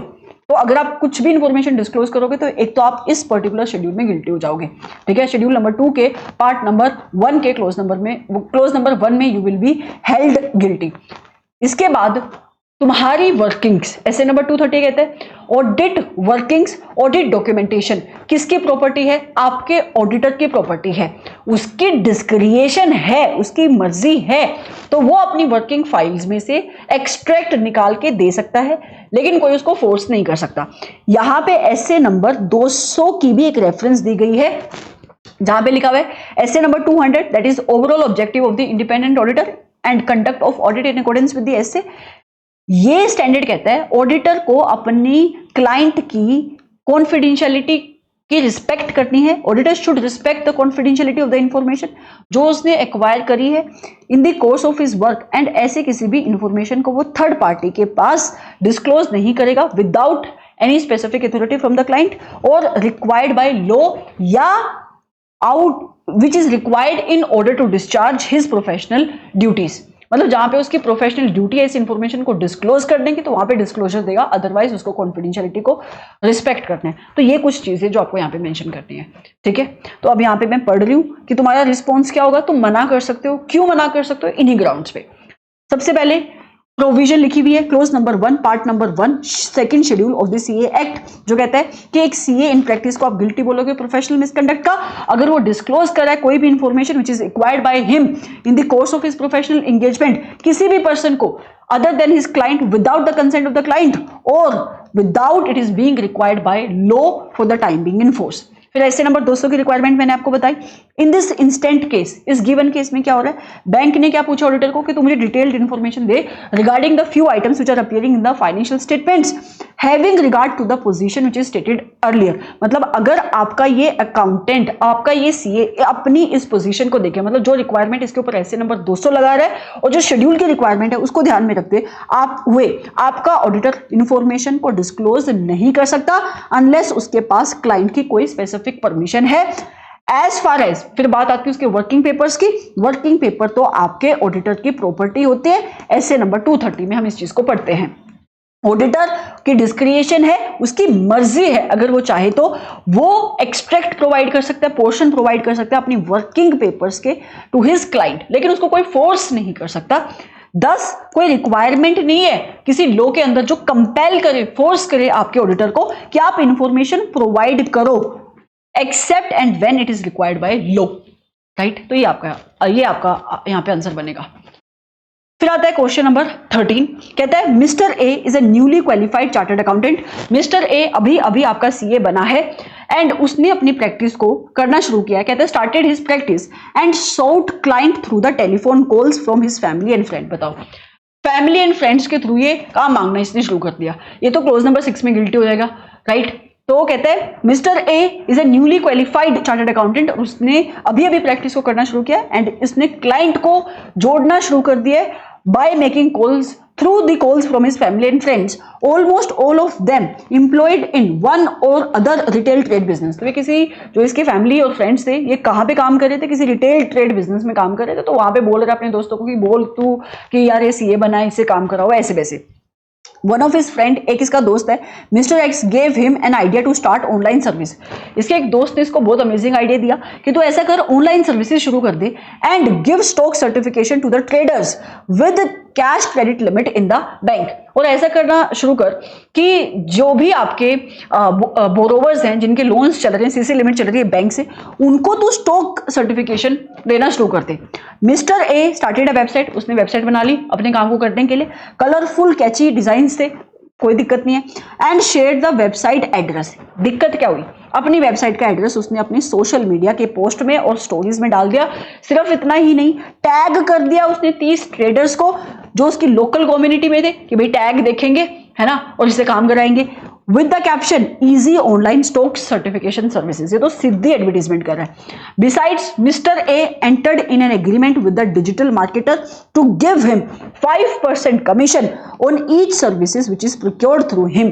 कहते हैं इसके साथ साथ मिस्टर ए ने एग्रीमेंट में एंटर किया है किसी डिजिटल मार्केटर के साथ, जहां पे एग्रीमेंट क्या है, टू गिव हिम, कि अगर मुझे तेरे पोर्टल के थ्रू कोई भी काम मिलेगा, मैं अपनी फी का ना 5% कमीशन तेरे को दूंगा। तो यहां पे तुम अपने बिजनेस के प्रॉफिट को शेयर करने की भी बात कर रहे हो। Discuss if the action of Mr. A are valid in the light of professional ethics and various pronouncement and guidelines which are issued by ICI. Answer is no.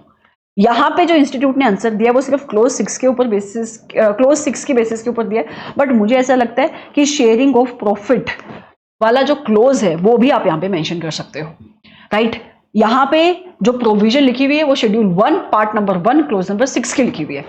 कहते हैं as per clause number 6 part 1 of the first schedule it says एक CA जो practice के अंदर है उसको हम guilty बोलेंगे प्रोफेशनल मिसकंडक्ट का, अगर वो सोलिसिट कर रहा है क्लाइंट या प्रोफेशनल वर्क, डायरेक्टली इनडायरेक्टली कैसे, circular, advertisement, personal communication, interview or any other mean. यहाँ पे काम कैसे मांग रहे हैं, वो अपने क्लाइंट को मांग रहे हैं फैमिली और फ्रेंड्स के थ्रू। क्या ये अलाउड है? नहीं। वो वेबसाइट क्रिएट कर रहा है जो विच is not a non compliance. Website create कर रहा है, कोई दिक्कत नहीं है, प्रोवाइडेड दैट ये गाइडलाइंस के अकॉर्डिंग होनी चाहिए। मतलब आप इसको पुश टेक्नोलॉजी पे नहीं चला सकते, कुछ ऐसी इंफॉर्मेशन आप डिस्प्ले नहीं कर सकते जो एडवर्टीजमेंट को अमाउंट करे। तो कहते हैं creating a website is not an non compliance provided that it should be in compliance with the guidelines which is issued by the institute with regard to the advertisement. और एक guideline क्या है कि भाई ये वेबसाइट पुश मोड पे नहीं चलनी चाहिए। फर्दर आप अपने क्लाइंट के नाम मेंशन नहीं कर सकते अपनी वेबसाइट के ऊपर। इस गिवन सिचुएशन में इसने बेवकूफ ने क्या किया है, अपनी वेबसाइट का एड्रेस अपनी सोशल मीडिया पोस्ट के ऊपर, स्टोरीज के ऊपर इसने शेयर कर दिया। 30 ट्रेडर्स को जो उसकी लोकल कम्युनिटी के अंदर है उनको भी टैग कर दिया। और क्या उसने कैप्शन रखा है, easy online stock certification services, जहां पे वो मेंशन कर रहा है अपने करंट क्लाइंट को भी। तो क्या ये कंप्लायंस है आपकी गाइडलाइंस का? आंसर इज नो, ये कॉन्ट्रावेंशन है, देयरफॉर वो गिल्टी होगा under close 6 part 1 first schedule. यहाँ पे शेयरिंग ऑफ फी को लेकर मुझे लगता है कि आप शेयरिंग ऑफ फी वाला भी क्लोज मेंशन कर सकते हो यहाँ पे, ठीक है। तो ये तुम्हारे यहाँ पे क्वेश्चन बनेगा। क्वेश्चन नंबर 14 कहता है mister D is give me a second. Mister D is a practicising chartered accountant and practice करने के साथ साथ मिस्टर डी को अपॉइंट किया गया है as the director simpliciter in XYZ private limited. कहते हैं कि प्रैक्टिसाइजिंग चार्टर्ड अकाउंटेंट है, प्रैक्टिस करने के साथ साथ ये सिंपल डायरेक्टर भी है इन XYZ प्राइवेट लिमिटेड, ये बन सकता है, इसमें कोई इशू नहीं है। After 1 year of the appointment, 1 साल हो गया उसके अपॉइंटमेंट को, देयर आफ्टर मिस्टर डी ने रिजाइन कर दिया है फ्रॉम द डायरेक्टरशिप एंड जिस कंपनी में वो डायरेक्टर था ना, जहां पे उसने रिजाइन किया, उसके 1 साल तक उसने सर्व किया, फिर उसने रिजाइन कर दिया। देयर आफ्टर उसके बाद ही उसने एक्सेप्ट कर लिए सेम कंपनी के अंदर स्टैट्यूटरी ऑडिटर की पोजीशन। आपको ये बताना है कि क्या मिस्टर डी ने ये ठीक किया bye accepting the position of the auditor in the same company जहां पे उसने सर्व किया है एज द डायरेक्टर। क्या उसका एक्शन राइट है या नहीं है? तो इसका आंसर है नो। आपके मिस्टर डी का जो एक्शन है वो राइट नहीं है। किन ग्राउंड पे आप ये कंटेंट कर रहे हो कि मिस्टर डी ने ये जो एक्सेप्ट करी ऑडिटर की position in the same company जहां पे उसने 1 साल तक सर्व किया है as the director of that company, किस ग्राउंड पे आप कंटेंट कर रहे हो, ये गलत है। तो यहां पे हमने शेड्यूल नंबर 2 के पार्ट नंबर 1 का क्लोज नंबर 4 पढ़ा था, जो कहता है कि हम एक सीए को गिल्टी बोलेंगे प्रोफेशनल मिसकंडक्ट का इन अ सिचुएशन जहां पे वो ओपिनियन एक्सप्रेस कर रहा है on the financial statement of that company, that entity, जहां पे उसका उसकी फर्म का, उसकी फर्म के किसी भी पार्टनर का सब्सटेंशियल इंटरेस्ट है। तो इसके साथ साथ एक सेक्शन नंबर 141 है कंपनीज एक्ट का, section number 141 eligibility disqualification of auditor की बात करता है। वहां पे भी एक डिस्क्वालिफिकेशन लिखी हुई है और वो डिस्क्वालिफिकेशन क्या है कि कोई भी इंस्टीट्यूट का मेंबर उस कंपनी का ऑडिटर नहीं बन सकता जिस कंपनी का वो ऑफिसर या एम्प्लॉई है। इसके साथ साथ काउंसिल की क्लैरिफिकेशन भी है जो कहते हैं कि जब आप किसी भी कंपनी में एज अ डायरेक्टर सर्व कर रहे हो एंड जब आपका वो टेन्योर खत्म होता है, उस टेन्योर के खत्म होने के बाद 2 साल का आपके ऊपर कूलिंग पीरियड लगता है। 2 साल तक आप सेम कंपनी के ऑडिटर नहीं बन सकते। तो इस गिवन सिचुएशन में मिस्टर डी ने जब रिजाइन किया था इस कंपनी से, तो 2 साल तक उसको वेट करना चाहिए था। 2 साल के बाद वो आपकी XYZ प्राइवेट लिमिटेड का ऑडिटर बन सकता है, उससे पहले नहीं। उससे पहले इसने बना तो इसका आप बोलोगे कि इससे पहले अगर इसने ऑडिटरशिप को एक्सेप्ट किया तो it will be counted as the substantial interest, तो ये गिल्टी होगा क्लोज नंबर 4 के अंदर। ठीक है, तो आपको क्या क्या प्रोविजन यहाँ पे मेंशन करनी है, शेड्यूल नंबर 2 के पार्ट नंबर 1 की क्लोज नंबर 4 की प्रोविजन आपको यहाँ पे मेंशन करनी है। देयर आफ्टर आपको सेक्शन नंबर 141 की रेफरेंस देनी है। फिर आपकी जो काउंसिल की क्लैरिफिकेशन है वो 2 साल के कूलिंग पीरियड की, उसको लिखना है। फिर आपको गिवन सिनेरियो क्या है ये बताना है। फिर आपको कंक्लूजन लिखनी है कि इस गिवन सिनेरियो में आपका ये जो सीए है ये गिल्टी होगा प्रोफेशनल मिसकंडक्ट का under schedule number 2 part number 1 के क्लोज नंबर 4 में। ठीक है, यही लिखा हुआ है यहाँ पे। सबसे पहले प्रोविजन लिखी हुई close number 1 part number 1 of the second schedule. It says कि कोई भी सीए जो प्रैक्टिस के अंदर है उसको आप गिल्टी बोलोगे प्रोफेशनल मिसकंडक्ट का अगर वो एक्सप्रेस कर रहा है अपना opinion on the financial statement of any business, any enterprise जिसके अंदर उसका, उसकी फर्म का या उसकी फर्म के किसी पार्टनर का सब्सटेंशियल इंटरेस्ट है। तो section number 141 of the companies act कहता है कि कोई भी मेंबर उस पर्टिकुलर कंपनी के अकाउंट्स की ऑडिट नहीं कर सकता जिसमें वो ऑफिसर या एम्प्लॉई है। आपकी काउंसिल ने भी क्लैरिफिकेशन इशू करी हुई इन दिस रिस्पेक्ट। कहता है further as per the clarification which is issued by the council, वो क्लैरिफिकेशन कहती है कि कोई भी मेंबर एक्सेप्ट नहीं कर सकता assignment of audit of a company for a period of 2 years from the date of completion of his tenure as a director. तो जब उसका टेन्योर खत्म होता है एज अ डायरेक्टर तो उसके 2 साल तक वो सेम कंपनी का ऑडिटर नहीं बन सकता, कूलिंग ऑफ पीरियड है। या जब उसने रिजाइन किया है as a director from the said company तो भी 2 साल तक वो सेम कंपनी में ऑडिटर नहीं बन सकता। फिर आपको अपना गिवन सिनेरियो बताना है कि गिवन सिनेरियो क्या है। फिर आपको कंक्लूजन लिखनी पड़ेगी कि मिस्टर डी गिल्टी होगा प्रोफेशनल मिसकंडक्ट का under clause number 4 part number 1 of the second schedule. ये आपका आंसर बनेगा।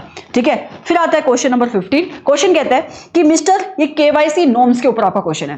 क्वेश्चन कहता है मिस्टर एफ चार्टर्ड अकाउंटेंट है और मिस्टर एफ ने आपकी पीक्यूआर प्राइवेट लिमिटेड को एडवाइजरी सर्विसेज दी है।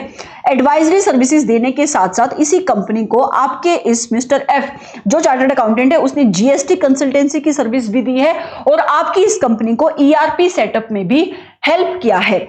लेटर ऑन बाद में पता लगता है कि ये जो कंपनी है जिसको आप ये सारी सर्विसेज दे रहे हो, ये जो पीक्यूआर प्राइवेट लिमिटेड है, ये कंपनी ग्रुप ऑफ कंपनीज का हिस्सा है, किसी ग्रुप का हिस्सा है जो इन्वॉल्व है मनी लॉन्ड्रिंग एक्टिविटीज में। मतलब इसके ऊपर ईडी वगैरह की कोई इन्वेस्टिगेशन अब चल रही होगी इस ग्रुप के ऊपर, और आपकी कंपनी इसी ग्रुप का हिस्सा है जिसका नाम मनी लॉन्ड्रिंग में आया है। मिस्टर एफ जो कि ऑडिटर है, was asked to provide the details of the company. अब उससे भी इंफॉर्मेशन मांगी जा रही है कि आप मुझे कंपनीज की इंफॉर्मेशन को प्रोवाइड करो। मिस्टर एफ रिफ्यूज कर देता है ऑन द ग्राउंड्स कि भाई उसने तो आपकी कंपनी को सिर्फ कंसल्टेंसी सर्विस दी है and was not suppose to keep any information about the company, कि भाई मैंने तो कोई भी केवाईसी वगैरह मेंटेन नहीं करे इस कंपनी के, क्योंकि मैंने तो सिर्फ उसको कंसल्टेंसी सर्विस दी है। तो क्या आपका मिस्टर F right है as per the guidelines which is issued by the ICI in respect of KYC norms? So answer है no.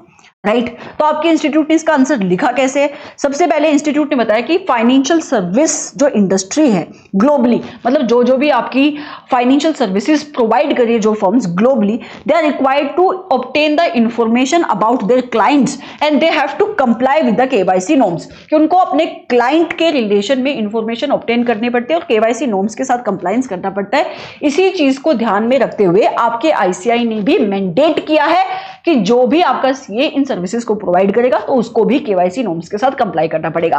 तो कहता है keeping this in mind the highest standard of the chartered accountancy profession in India, that is council of ICAI, issued the norms which to be observed by the members of the profession who are in practice. मतलब जो members आपके practice कर रहे हैं, इस type की services को provide कर रहे हैं, तो उनको भी केवाईसी नॉर्म्स के साथ कंप्लायंस करना पड़ेगा।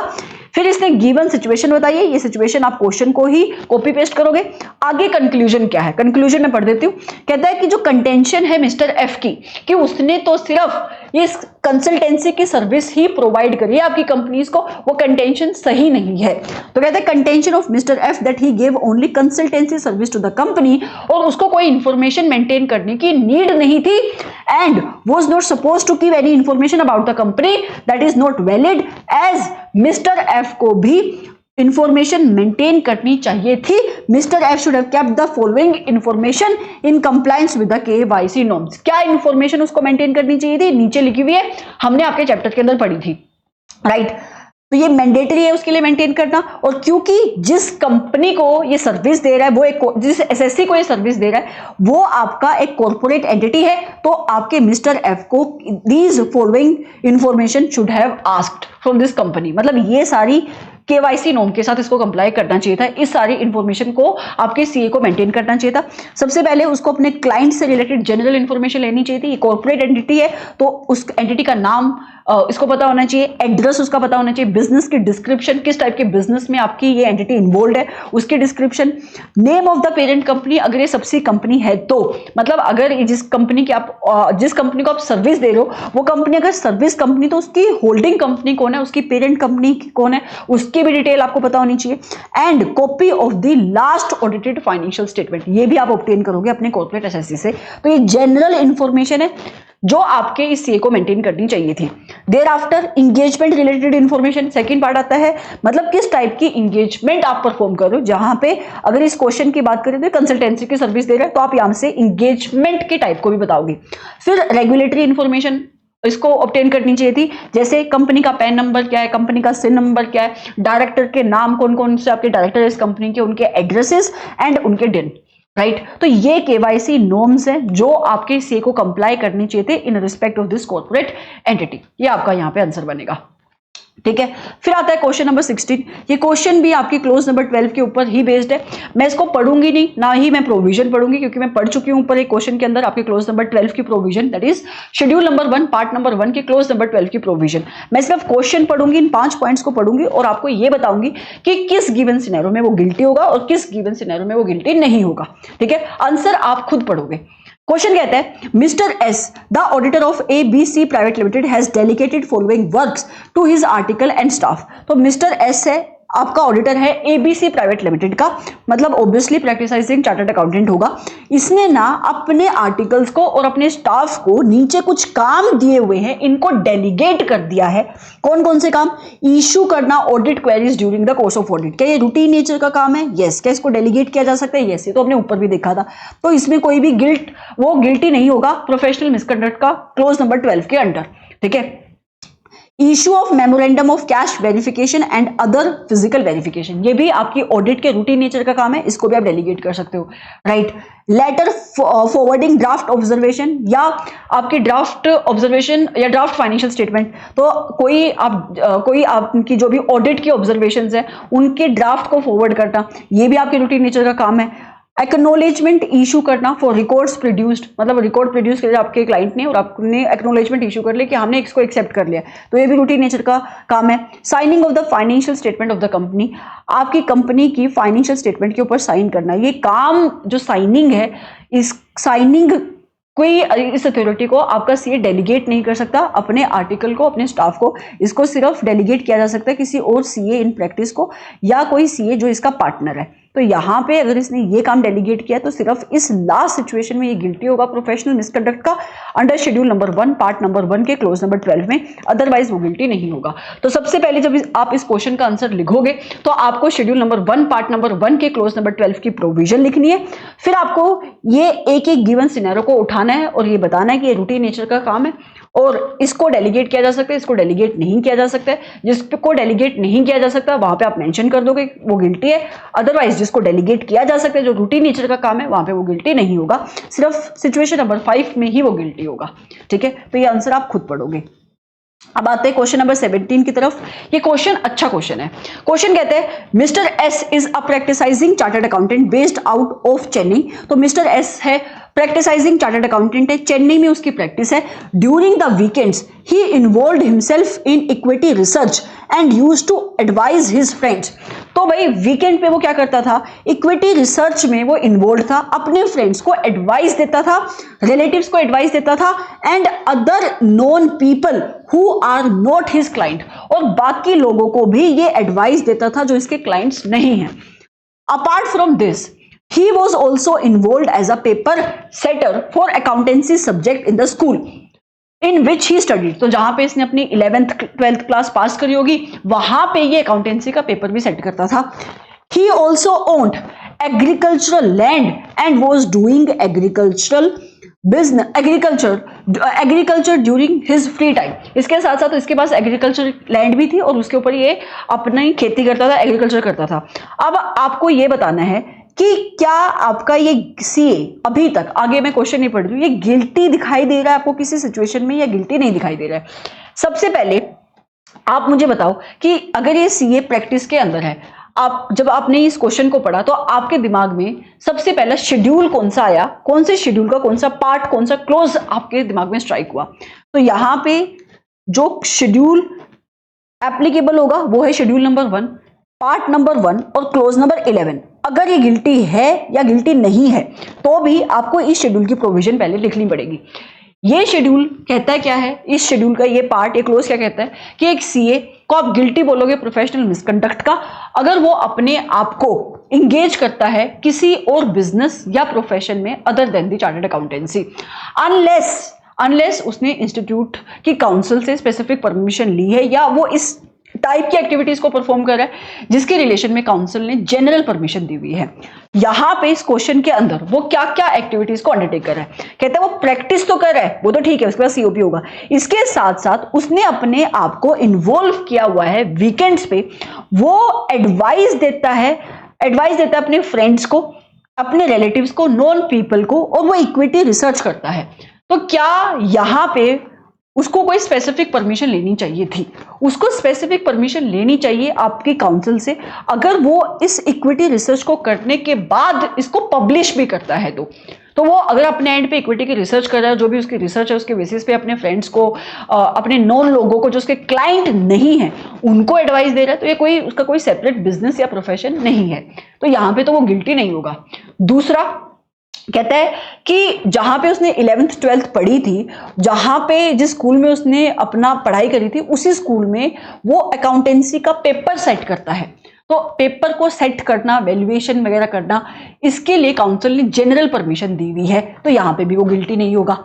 वो एग्रीकल्चरल लैंड को ओन करता है, राइट, तो एग्रीकल्चरल लैंड को ओन करना और उसके ऊपर एग्रीकल्चर करना, इसके लिए भी काउंसिल ने जनरल परमिशन दी हुई है, तो यहां पे भी वो गिल्टी नहीं होगा। तो क्लोज नंबर 11 में वो कहीं पे भी गिल्टी नहीं होगा, ठीक है। क्वेश्चन आगे क्या कह रहा है, क्वेश्चन कहता है that during the year 2001 heavy losses were incurred in agricultural activity. जो वो एग्रीकल्चर कर रहा था वहां पे उसको लॉसेस हुए due to the natural calamities and misfortune. तो उसकी कोई गलती नहीं थी, मिसफॉर्चून की वजह से, फ्लड वगैरह आ गई होगी, नेचुरल कैलेमिटीज की वजह से उसको एग्रीकल्चरल लॉसेस हुए and he lost almost all of his wealth and became undischarged insolvent। तो सारा उसका पैसा डूब गया एंड वो अनडिस्चार्ज्ड इंसोल्वेंट हो गया। Undischarged insolvent section number 8 disqualified होता है from becoming the member of the institute.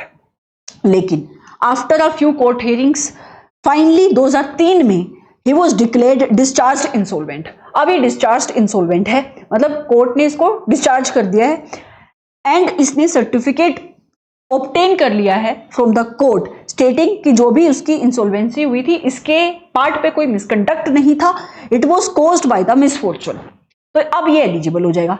ठीक है, तो ये भी हमने कहाँ पे पढ़ा था, सेक्शन नंबर 8 के अंदर। अब आपसे क्वेश्चन क्या पूछ रहा है, क्वेश्चन आपसे पूछता है you are required to comment on the above situation.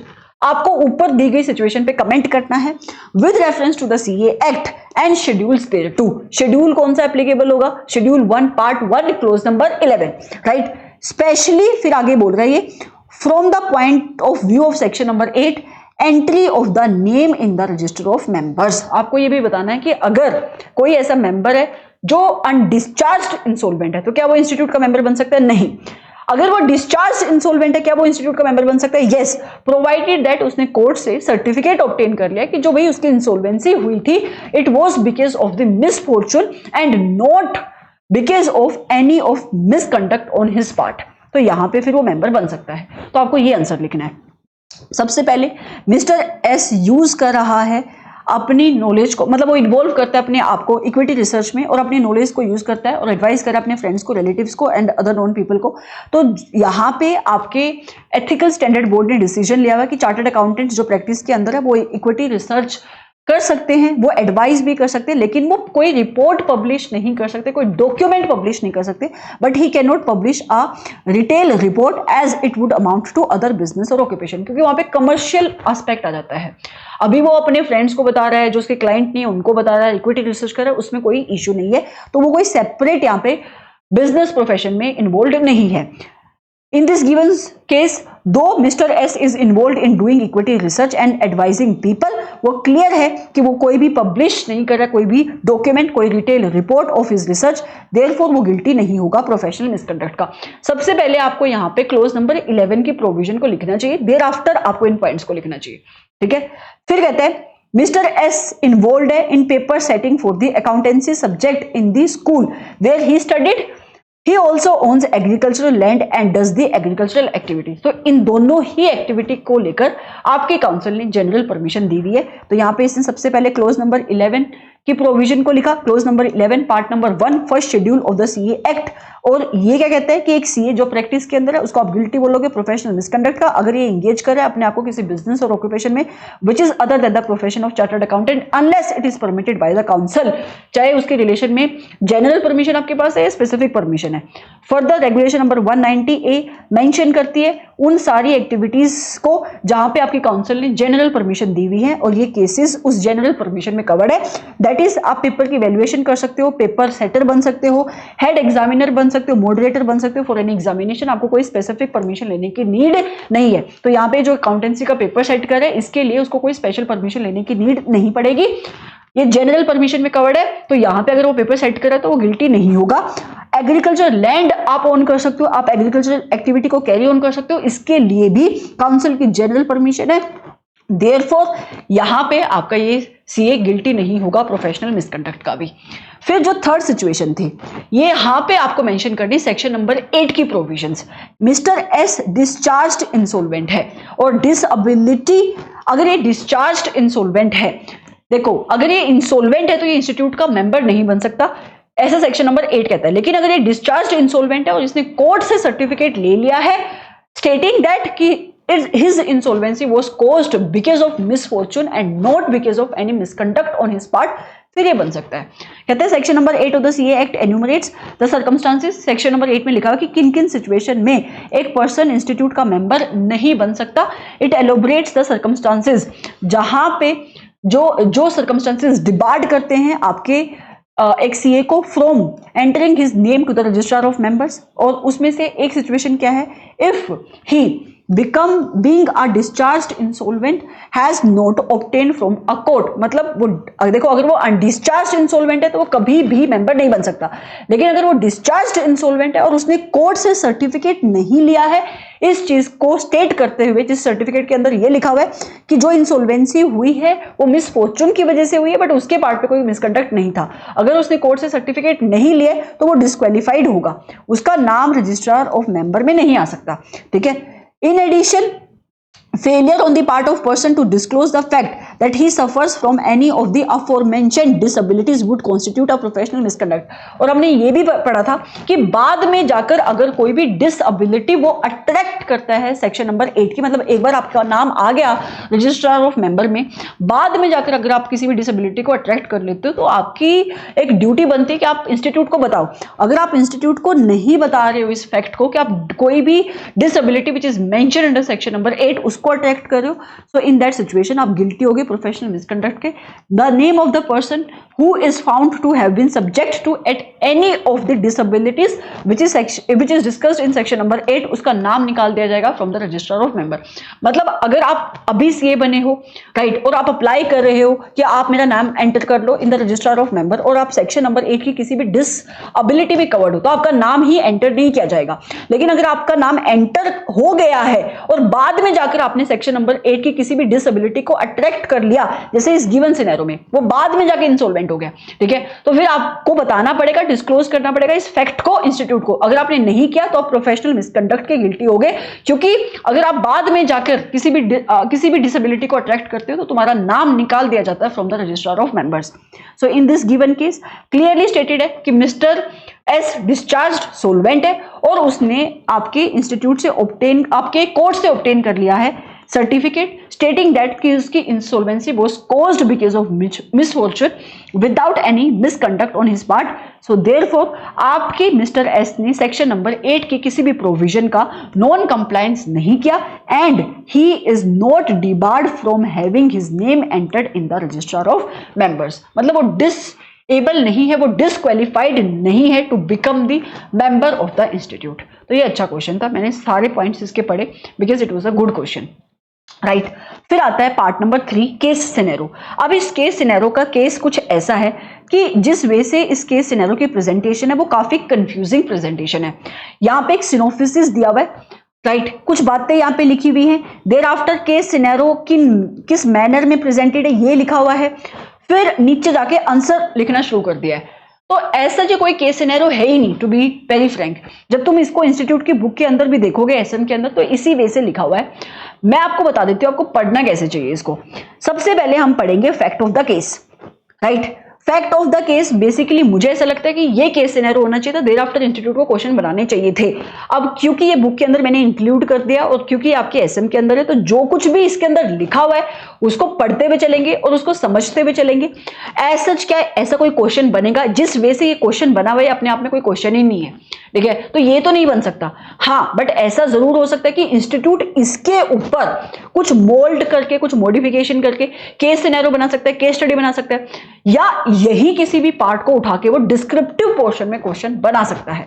तो यहां पे जो भी लिखा हुआ है मैं आपको समझा देती हूं किस वे से मैं आपको समझा रही हूं, आपको उसी वे को फॉलो करना है। सबसे पहले आप फैक्ट ऑफ द केस पे आ जाओ राइट। आप नीचे आओगे ना, नीचे आप आते जाओगे तो फैक्ट ऑफ द केस में आओगे, तो मैं सबसे पहले आपको फैक्ट ऑफ द केस पढ़ूंगी, तभी आप समझ पाओगे कि सिचुएशन यहाँ पे हो क्या रही है।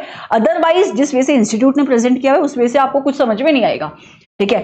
फैक्ट ऑफ द केस क्या है, NFRA that is national financial reporting authority, उन्होंने इनिशिएट किया है action under section number 132 sub section number 4 of the companies act 2013 for investigating into the professional misconduct of the engagement partner for an audit firm pursuant to the information received from the ROC Mumbai regarding investigation conducted by the regional director into the affairs of this particular company which is listed on the SME segment of the BSE।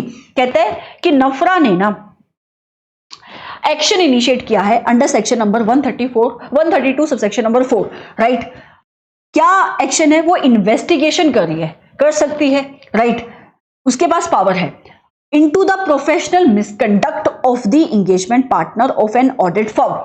आपकी किसी audit firm ने किसी company की audit करी है, उस audit के दौरान एंगेजमेंट पार्टनर ने कुछ तो प्रोफेशनल मिसकंडक्ट किया है, मतलब कुछ तो उसने काम ऐसे किया है जैसे उसको नहीं करना चाहिए था, जिसकी वजह से आरओसी मुंबई से उसको कोई इंफॉर्मेशन मिली है और उसने एक्शन इनिशिएट किया है, इन्वेस्टिगेशन करी अब नफरा, राइट। आपकी कंपनी लिस्टेड है बीएसई स्टॉक एक्सचेंज के एसएमई सेगमेंट के ऊपर। The financial data of the company for the financial year 2016-17 is given as under. जिस ईयर की ऑडिट के रिलेशन में इन्वेस्टिगेशन चल रही है वो 2016-17 ही है और उसकी कंपनी का डाटा दिया हुआ है for the financial year 2016-17 as under. Revenue from operation बताए गए हैं, प्रॉफिट बिफोर टैक्स बताया गया है, inventory, trade receivables, trade payables, right, ऐसे सारी बातें बताई गई हैं, ठीक है। क्वेश्चन आगे कहते हैं, ये क्वेश्चन बोलो या कुछ भी, केस आगे आपको कहते हैं the engagement partner had issued N unmodified opinion for the financial year 2016-17। तो एंगेजमेंट पार्टनर ने इस साल की ऑडिट करी 2016-17 की, और जो भी उसको ऑडिट प्रोसीजर परफॉर्म करने थे उसने ऑडिट प्रोसीजर परफॉर्म करे, वहां से उसको ऑडिट एविडेंसेस मिले और वो इस कंक्लूजन पे पहुंचा कि फाइनेंशियल स्टेटमेंट में सब कुछ सही है और उसने एक अनमोडिफाइड ओपिनियन को इशू कर दिया। Engagement partner was requested on 18/2/2022, 16-17 की ऑडिट हुई है, 18 फैब 2022 में उसके पास रिक्वेस्ट आई है कि आप सबमिट करो ऑडिट फाइल अपनी इस पर्टिकुलर एंगेजमेंट की। देखो ऑडिट फाइल उसकी वर्किंग पेपर है, लेकिन अगर लॉ रेगुलेशन रिक्वायर कर रहा है या उसकी प्रोफेशनल ड्यूटी, उसके प्रोफेशनल ड्यूटीज को डिस्चार्ज करने के लिए उसको देनी पड़ेगी तो उसको देनी पड़ेगी, ठीक है। तो कहते हैं engagement partner was requested on 18/2/2022 कि आप अपनी ऑडिट फाइल को सबमिट करो। एसक्यूसी पॉलिसी क्या है तुम्हारी फर्म की, मतलब क्वालिटी कंट्रोल की पॉलिसीज प्रोसीजर क्या है फर्म की, उसको सबमिट करो मेल के थ्रू 18 मार्च तक। ये कहां से आई है इंटीमेशन? नफरा से। सब्सिक्वेंटली एक शोकोज नोटिस भी आया एंगेजमेंट पार्टनर के पास, जहां पे उसको चार्ज किया गया है with the professional misconduct for failure to perform his duties as the engagement partner, कि भाई तुमने अपने काम को प्रॉपरली नहीं किया एंड आप गिल्टी हो प्रोफेशनल मिसकंडक्ट का। Major lapses pointed by NFRA are as given follow. तो कहते हैं मेजर लैप्सेस जो आपके नफरा ने पॉइंट आउट किए हैं एंगेजमेंट पार्टनर की सबमिशंस एंड नफरा की कंटेंशंस नीचे दी गई हैं। इस टेबल के एक साइड पे नफरा की फाइंडिंग्स है, मतलब उसने अपनी जब फाइल दी अपनी वर्किंग पेपर्स को यहाँ पे उसने सबमिट किया, तो यहाँ पे नफरा की एक साइड पे आपकी नफरा की फाइंडिंग्स है और दूसरी साइड पे आपके एंगेजमेंट पार्टनर का रिस्पॉन्स है, एंगेजमेंट पार्टनर की सबमिशन है, राइट। सबसे पहले failure to obtain audit evidence regarding the existence and condition of the inventory. ऐसे नंबर 501 क्या कहता है कि आपके ऑडिटर की रिस्पॉन्सिबिलिटी है कि उसको sufficient and appropriate audit evidences collect करने हैं with respect to the existence and conditions of the inventory unless impracticable to. तो नफरा ने ऑब्जर्वेशन दी कि आपने ये प्रोसीजर परफॉर्म नहीं किया। मैं पढ़ूं अब नफरा की ऑब्जर्वेशन। कहता है as per S A number 501 auditor को क्या करना है, उसको फिजिकल वेरिफिकेशन अटेंड करनी चाहिए थी अनलेस इट इज इम्प्रैक्टिकेबल, या अगर प्रैक्टिकेबल नहीं है तो फिर उसको ऑल्टरनेटिव ऑडिट प्रोसीजर परफॉर्म करनी चाहिए ताकि उसको sufficient and appropriate audit evidences मिल सकते regarding the existence and conditions of the inventory, right. अगर ये भी पॉसिबल नहीं है कि आप फिजिकल वेरिफिकेशन को भी अटेंड नहीं कर सकते, आप ऑल्टरनेटिव ऑडिट प्रोसीजर को भी परफॉर्म नहीं कर सकते, तो इन दैट सिचुएशन ऑडिटर को इवेलुएट करना पड़ता है कि इसका इफेक्ट उसके ओपिनियन में क्या पड़ रहा है एज पर एसए नंबर 705। लेकिन जब नफरा के पास डॉक्यूमेंटेशन गए, उन्होंने क्या देखा, there was no documentation in audit file, कि उनकी ऑडिट फाइल में ऐसे ऑडिट प्रोसीजर के रिलेशन में कोई भी वर्किंग पेपर नहीं था। Reliance was also placed on the decision of public company accounting oversight board. तो कोई और आपका बोर्ड है, उसका भी एक सिमिलर कोई केस होगा तो आपकी नफरा ने उसकी भी रेफरेंस ली है इन दिस रिगार्ड। यूएसए का कोई रेगुलेटर है, राइट, तो उस केस की भी रेफरेंस ली गई है एंड देयर आफ्टर आपके नफरा ने ये ऑब्जर्वेशन को, इस कंटेंशन को सबमिट किया है। एंगेजमेंट पार्टनर का रिप्लाई क्या है, उन्होंने बोला हमारी अपॉइंटमेंट हुई थी 18 अप्रैल 2017 को, तो हमारे लिए पॉसिबल नहीं था कि हम 31 मार्च 2017 को आपकी फिजिकल वेरिफिकेशन करें, मतलब बैलेंस शीट डेट कि हम बैलेंस शीट डेट पे हम फिजिकल वेरिफिकेशन करें। तो यहाँ पे अगर तुम बैलेंस शीट डेट पे नहीं फिजिकल वेरिफिकेशन कर पा रहे हो, तुम्हारे लिए अगर प्रैक्टिकेबल नहीं है, राइट, तो उस सिचुएशन में तुम्हें ऑल्टरनेटिव प्रोसीजर परफॉर्म करने चाहिए। यहाँ पे उसने नहीं किया, नहीं तो आप किसी और डेट पे परफॉर्म कर लेते। तो जो आपकी रिक्वायरमेंट थी ऐसे नंबर 501 की, उसके साथ कंप्लाई नहीं किया गया है। ये ऑल्दो एंगेजमेंट पार्टनर की सबमिशन है, राइट। अब अगर तुम ऊपर आओगे यहाँ पे सेकेंड पार्ट में रेलिवेंट रिक्वायरमेंट बताई गई हैं एसेस की, कि क्या होना चाहिए था एज पर एसे नंबर 501। ये मैंने आपको बताया कि क्या होना चाहिए था। ये जो आपके नफरा की कंटेंशन है ना, कि ये होना चाहिए था, यही तुम्हारी रिक्वायरमेंट है ऐसे नंबर 501 की।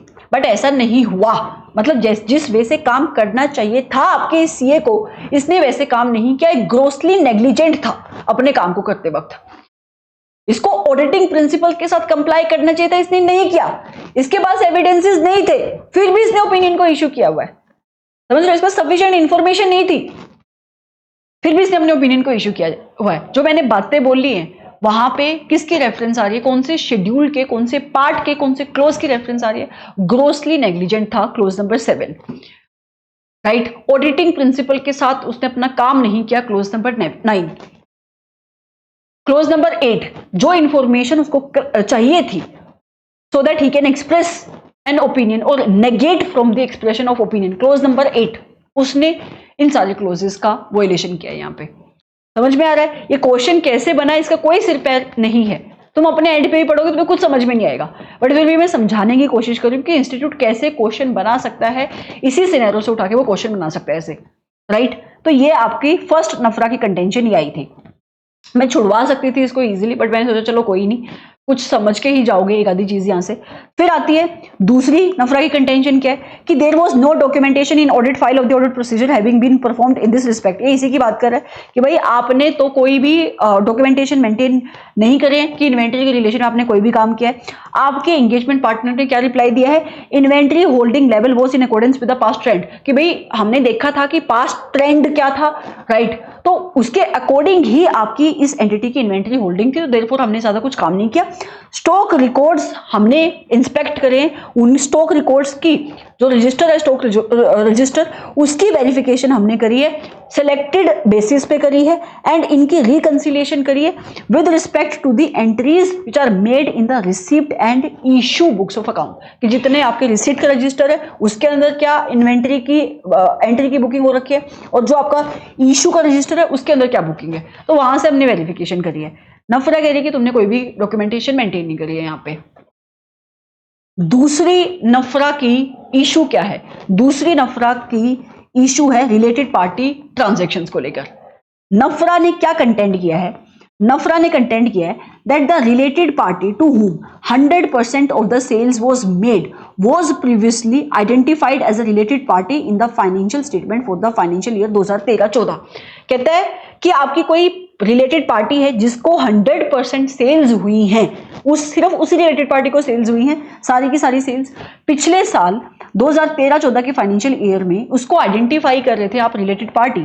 सिंस ऑलमोस्ट सारी की सारी सेल्स इसी पार्टी को जा रही है, इंगेजमेंट पार्टनर को अपने प्रोफेशनल स्केप्टिसिज्म को अप्लाई करना चाहिए थी to probe further into the antecedents of the party, ये देखने के लिए कि क्या इस पार्टी के साथ और भी कोई किसी और नेचर की भी ट्रांजैक्शन हुई है, या इसी पार्टी जैसी कोई और पार्टी भी एग्जिस्ट करती है जिसको आइडेंटिफाई नहीं किया गया है एज द रिलेटेड पार्टी। लेकिन जब आपकी नफरा ने ऑडिट फाइल देखी इस एंगेजमेंट की, तो उसको कोई एविडेंस नहीं दिखाई दे रहा है। तो कहते हैं there is no evidence in the audit file regarding this. यहां पे भी आपके बोर्ड की रेफरेंस ली गई किसी डिसीजन की, in order to evaluate whether this related party relationship and this transactions have been properly accounted for and disclosed in the financial statement. यहां पे इस मैटर के रिलेशन में जब क्वेरी भेजी नफरा ने, तो एंगेजमेंट पार्टनर की क्या सबमिशन है, it was tried to be ascertain, हमने कोशिश करी, it was tried to be ascertain from the management, हमने मैनेजमेंट से पूछा regarding the existence of related parties and previous audit report भी हमने चेक करी, we're also relied upon in this regard. मतलब आपने अपने एंड पे जो आपकी रिस्पॉन्सिबिलिटी थी एज पर एसए नंबर 550, जो आप स्टैंडर्ड रिक्वायरमेंट लगाता है कि ऑडिटर को sufficient and appropriate audit evidences collect करनी चाहिए कि क्या related party relationship transactions have been properly identified, accounted for and disclosed in the financial statement as per the requirement of financial reporting framework or not. आपके auditor ने कोई भी sufficient and appropriate audit evidences collect ही नहीं करे। Inquiry अपने आप में कोई sufficient and appropriate audit evidences नहीं देती। मैनेजमेंट से तुम इंफॉर्मेशन ले रहे हो, मैनेजमेंट से अगर तुम WR भी लोगे तो भी आपको sufficient and appropriate audit evidences नहीं मिलेंगे। जो काम आपको करना चाहिए था एज पर एसए नंबर 550, आपने वैसे काम नहीं किया। तो वही बात आ रही बार बार कि ग्रोसली आपने इस ऑडिट असाइनमेंट को परफॉर्म किया है। ठीक है, ओके। और क्या ऑब्जर्वेशन है आपकी नफरा की, फिर ये पढ़ लेना। एसए नंबर 505 की ऑब्जर्वेशन है, यहां से मैं पढ़ रही हूं, जो यहां पे टेबल में लिखा हुआ है ऊपर उसकी समरी लिखी हुई है। नफरा की और क्या ऑब्जर्वेशन है, क्या कंटेंशन है। It shows that management has imposed a limitation on the scope of audit। देखो यहां से पहले मैं पढ़ती हूं, इंगेजमेंट पार्टनर को चार्ज किया जा रहा है विद द ग्रॉस नेग्लिजेंस, कि भाई आपके इंगेजमेंट पार्टनर को ना कंफर्मेशन मंगवानी चाहिए थी ट्रेड रिसीवेबल्स से, ट्रेड पेबल से, ताकि उसके बैलेंसेस के रिलेशन में आप sufficient and appropriate audit evidences collect कर सको।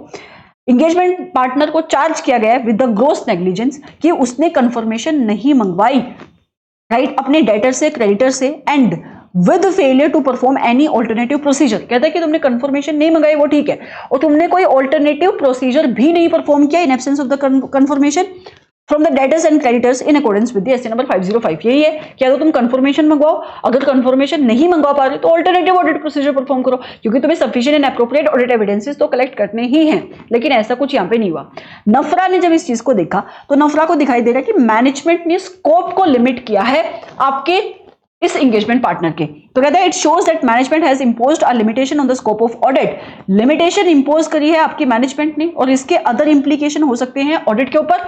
कई बार लिमिटेशन इतनी सिवियर होती है कि आपके ऑडिटर को विथड्रॉ भी करना पड़ता है इंगेजमेंट से, और इसकी इंप्लीकेशन भी पड़ सकती है ऑन द ओपिनियन। तो कहते हैं इसकी अदर इंप्लीकेशन भी हो सकती है on audit, such as evaluation of fraud risk, कि आपकी मैनेजमेंट क्यों मना कर रही है कंफर्मेशन मंगवाने से, राइट। हो सकता है कि उसने कोई फ्रॉड किया डेटर्स में, एंड कॉन्टिन्यूएंस ऑफ इंगेजमेंट, कि क्या आप अब इस इंगेजमेंट के साथ कंटिन्यू कर पाओगे या आपको विथड्रॉ करना पड़ेगा। No assessment of fraud risk have been evaluated. कहता है कि आपके ऑडिटर ने कोई फ्रॉड रिस्क फैक्टर्स को यहाँ पे देखा नहीं, फ्रॉड रिस्क को इवेल्युएट नहीं किया, और कोई भी ऐसा प्रोसीजर दिखाई नहीं दे रहा ऑडिट फाइल के अंदर, डॉक्यूमेंटेशन के अंदर, जहां से ये पता लगे कि इस पर्टिकुलर एरिया के ऊपर आपके ऑडिटर ने कोई प्रोसीजर परफॉर्म किया है। कोई एविडेंस नहीं दिखाई दे रही एडिशनल प्रोसीजर के जो आपके इंगेजमेंट पार्टनर ने परफॉर्म करे, जहां पे वो एक्सटर्नल कंफर्मेशन नहीं मंगवा पा रहे हैं। यहां पे भी उसने किसी बोर्ड के किसी डिसीजन की रेफरेंस ली है, राइट। इंगेजमेंट पार्टनर ने क्या सबमिशन दी है, कंपनी की मैनेजमेंट ने डिनाई कर दिया हमें कि हम आपको कॉन्टैक्ट डिटेल प्रोवाइड नहीं करेंगे, क्योंकि हमें डर है कि हम अपने क्लाइंट को खो देंगे। फर्दर सारे के सारे डेटर्स और क्रेडिटर्स इतने पुराने नहीं थे, those were outstanding for less than 6 month, जिस वजह से हमें लगा कि एक्सटर्नल कंफर्मेशन मंगवाने की कोई जरूरत नहीं है।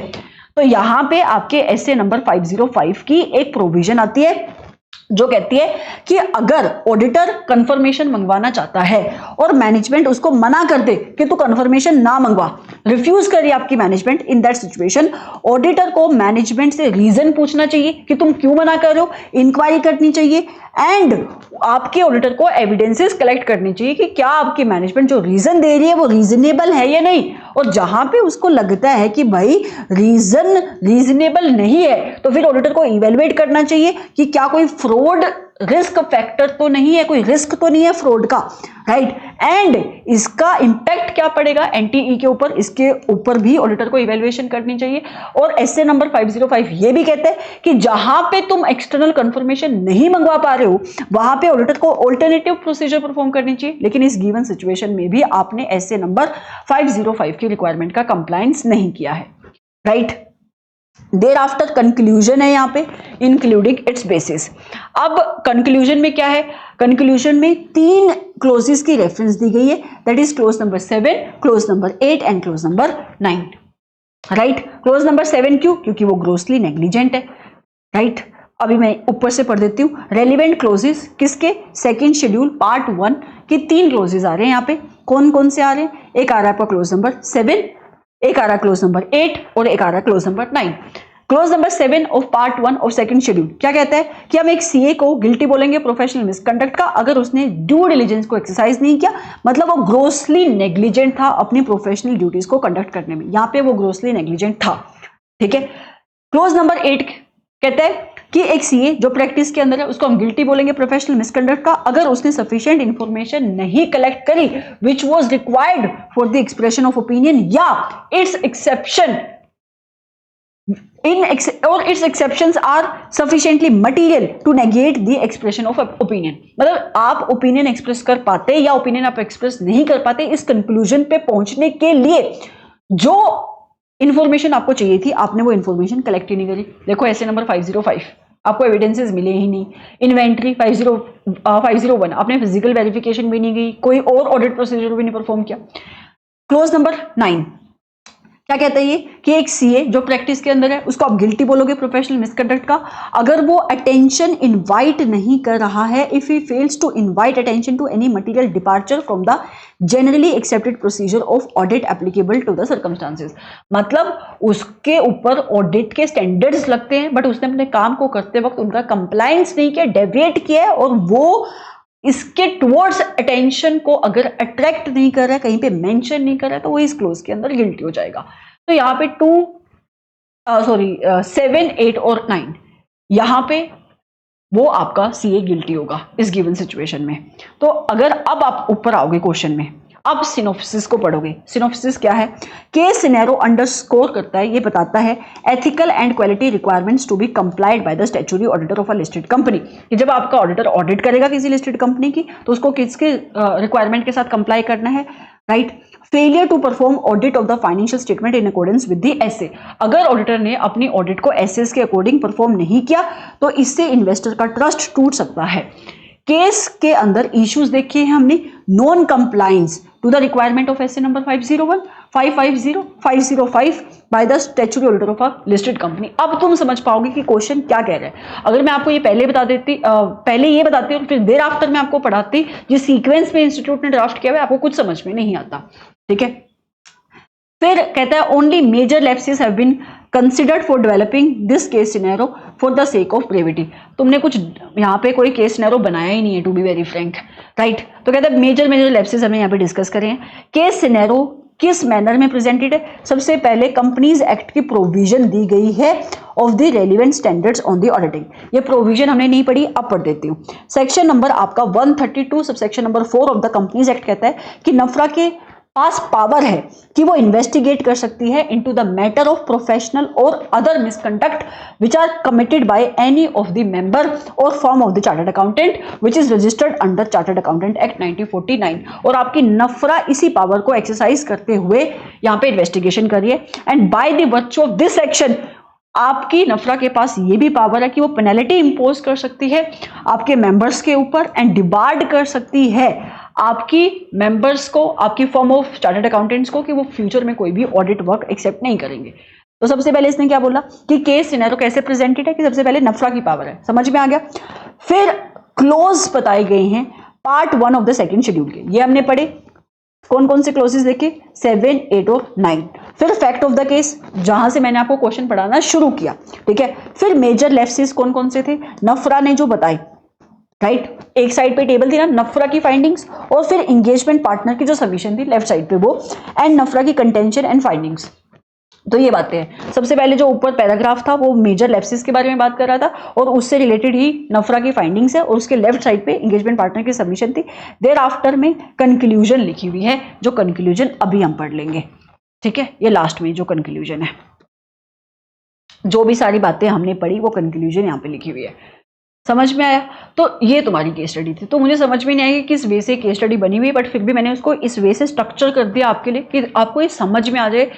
फ्लो बनाने की कोशिश करिए, लेकिन जिस वे से इंस्टीट्यूट ने इसको प्रेजेंट किया इसमें कोई फ्लो नहीं है।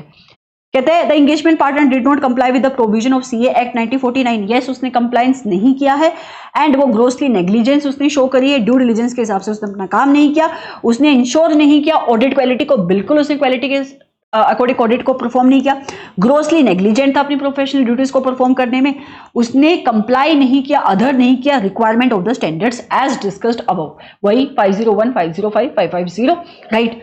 It led to issuance of audit report which was not backed by the valid audit evidence. आपके पास sufficient evidences नहीं थे, फिर भी तुमने रिपोर्ट इशू करी है, and was lacking in audit quality. दी मतलब अगर तुम ध्यान रखोगे ना, इससे नंबर 220 ये जो रिक्वायरमेंट लगाता है एंगेजमेंट पार्टनर के पास कि भाई एंगेजमेंट पार्टनर की रिस्पॉन्सिबिलिटी है ना ऑडिट के अंदर क्वालिटी को इंश्योर करने की, एंड अल्टीमेटली जो रिपोर्ट को वो इशू कर रहा है that report has to be appropriate in the circumstance. ऐसी कोई भी क्वालिटी इस ऑडिट एंगेजमेंट के अंदर दिखाई नहीं दे रही है. The engagement partner was held guilty of professional misconduct. Yes, वो गिल्टी है 7, 8 और 9 में जो अभी डिस्कस किया. He was also penalised and debarred for a period of 2 years. ये बताया गया कि इवेंचुअली कंक्लूजन क्या निकली कि उसको गिल्टी माना गया अंडर क्लोज नंबर 7, 8, 9 में, और उसको पेनलाइज भी किया, उसके ऊपर पीनल प्रोविजंस आई, एंड उसको डिबार कर दिया गया है 2 साल के लिए कि अब आप ऑडिट नहीं कर सकते फाइनेंशियल स्टेटमेंट की, आप इंटरनल ऑडिट भी नहीं कर सकते of the functions and activities of any company और बॉडी कॉर्पोरेट. तो ये फाइनली इसकी कंक्लूजन निकली. तो ये क्या था पता नहीं, मतलब आपको समझ में आया, एक सिनेरियो दिया गया है, बताया गया है कि जिस वे से काम होना चाहिए था स्टैंडर्ड्स के अकॉर्डिंग वैसे काम नहीं हुआ, तो इवेंचुअली उसकी कंक्लूजन क्या निकली. तो यहाँ से ना किसी भी पॉइंट से उठा के आपको समझ में आ गया, कंसेप्ट को समझना बहुत इंपॉर्टेंट है. अगर आपको रेलिवेंट, देखो इसमें मुश्किल कुछ भी नहीं है, ऐसा कोई क्वेश्चन बनेगा नहीं, लेकिन इसमें से उठा के जरूर कोई क्वेश्चन बन सकता है. एमसीक्यू में किसी जो आपने इतना ही टाइम लगाया है, अगर किसी बच्चे ने लगाने की कोशिश करी होगी, आई एम 100% श्योर आधे तो बीच में निकल गए होंगे कि ये क्या है, ऐसा थोड़ी ना कुछ आता है. ऐसा कुछ नहीं आएगा, मैं भी एग्री करती हूँ, लेकिन इतना कुछ जो तुमने टाइम लगाया इसको सुनने में, यहाँ से तुम्हारे दिमाग की अंडरस्टैंडिंग तो डेवलप हुई है ना. तो जब क्वेश्चन आते हैं एमसीक्यू, इसी अंडरस्टैंडिंग के बेसिस पे तुम उन क्वेश्चंस का आंसर दे पाते हो, उन क्वेश्चंस को अंडरस्टैंड कर पाते हो अपने क्वेश्चन पेपर में कि भाई क्वेश्चन कहना क्या चाह रहा है. ऑडिट के अंदर तो सबसे बड़ी प्रॉब्लम ही यही हो जाती है कि आपको क्वेश्चन ही नहीं समझ में आता कहना क्या चाह रहा है. तो ये कहना क्या चाह रहा है ये समझ में तभी आता जब ये आप बहुत सारी चीजें जो आपको शायद आलतू फालतू लगती है, बट जब आप उनको ध्यान से बैठ के सुनते हो, समझते हो, तो वहीं से ही सारी चीजें निकलती हैं. ठीक है, so this was your chapter number 19. अब आपका सिर्फ एक ही चैप्टर रहता है, दैट इज डिजिटल ऑडिट, उसको हम खत्म करेंगे, फिर आपके एसएम के क्वेश्चंस खत्म हो जाएंगे. ठीक है, so this is it from my side. अब मिलते हैं नेक्स्ट लेक्चर के अंदर. Until then bye bye.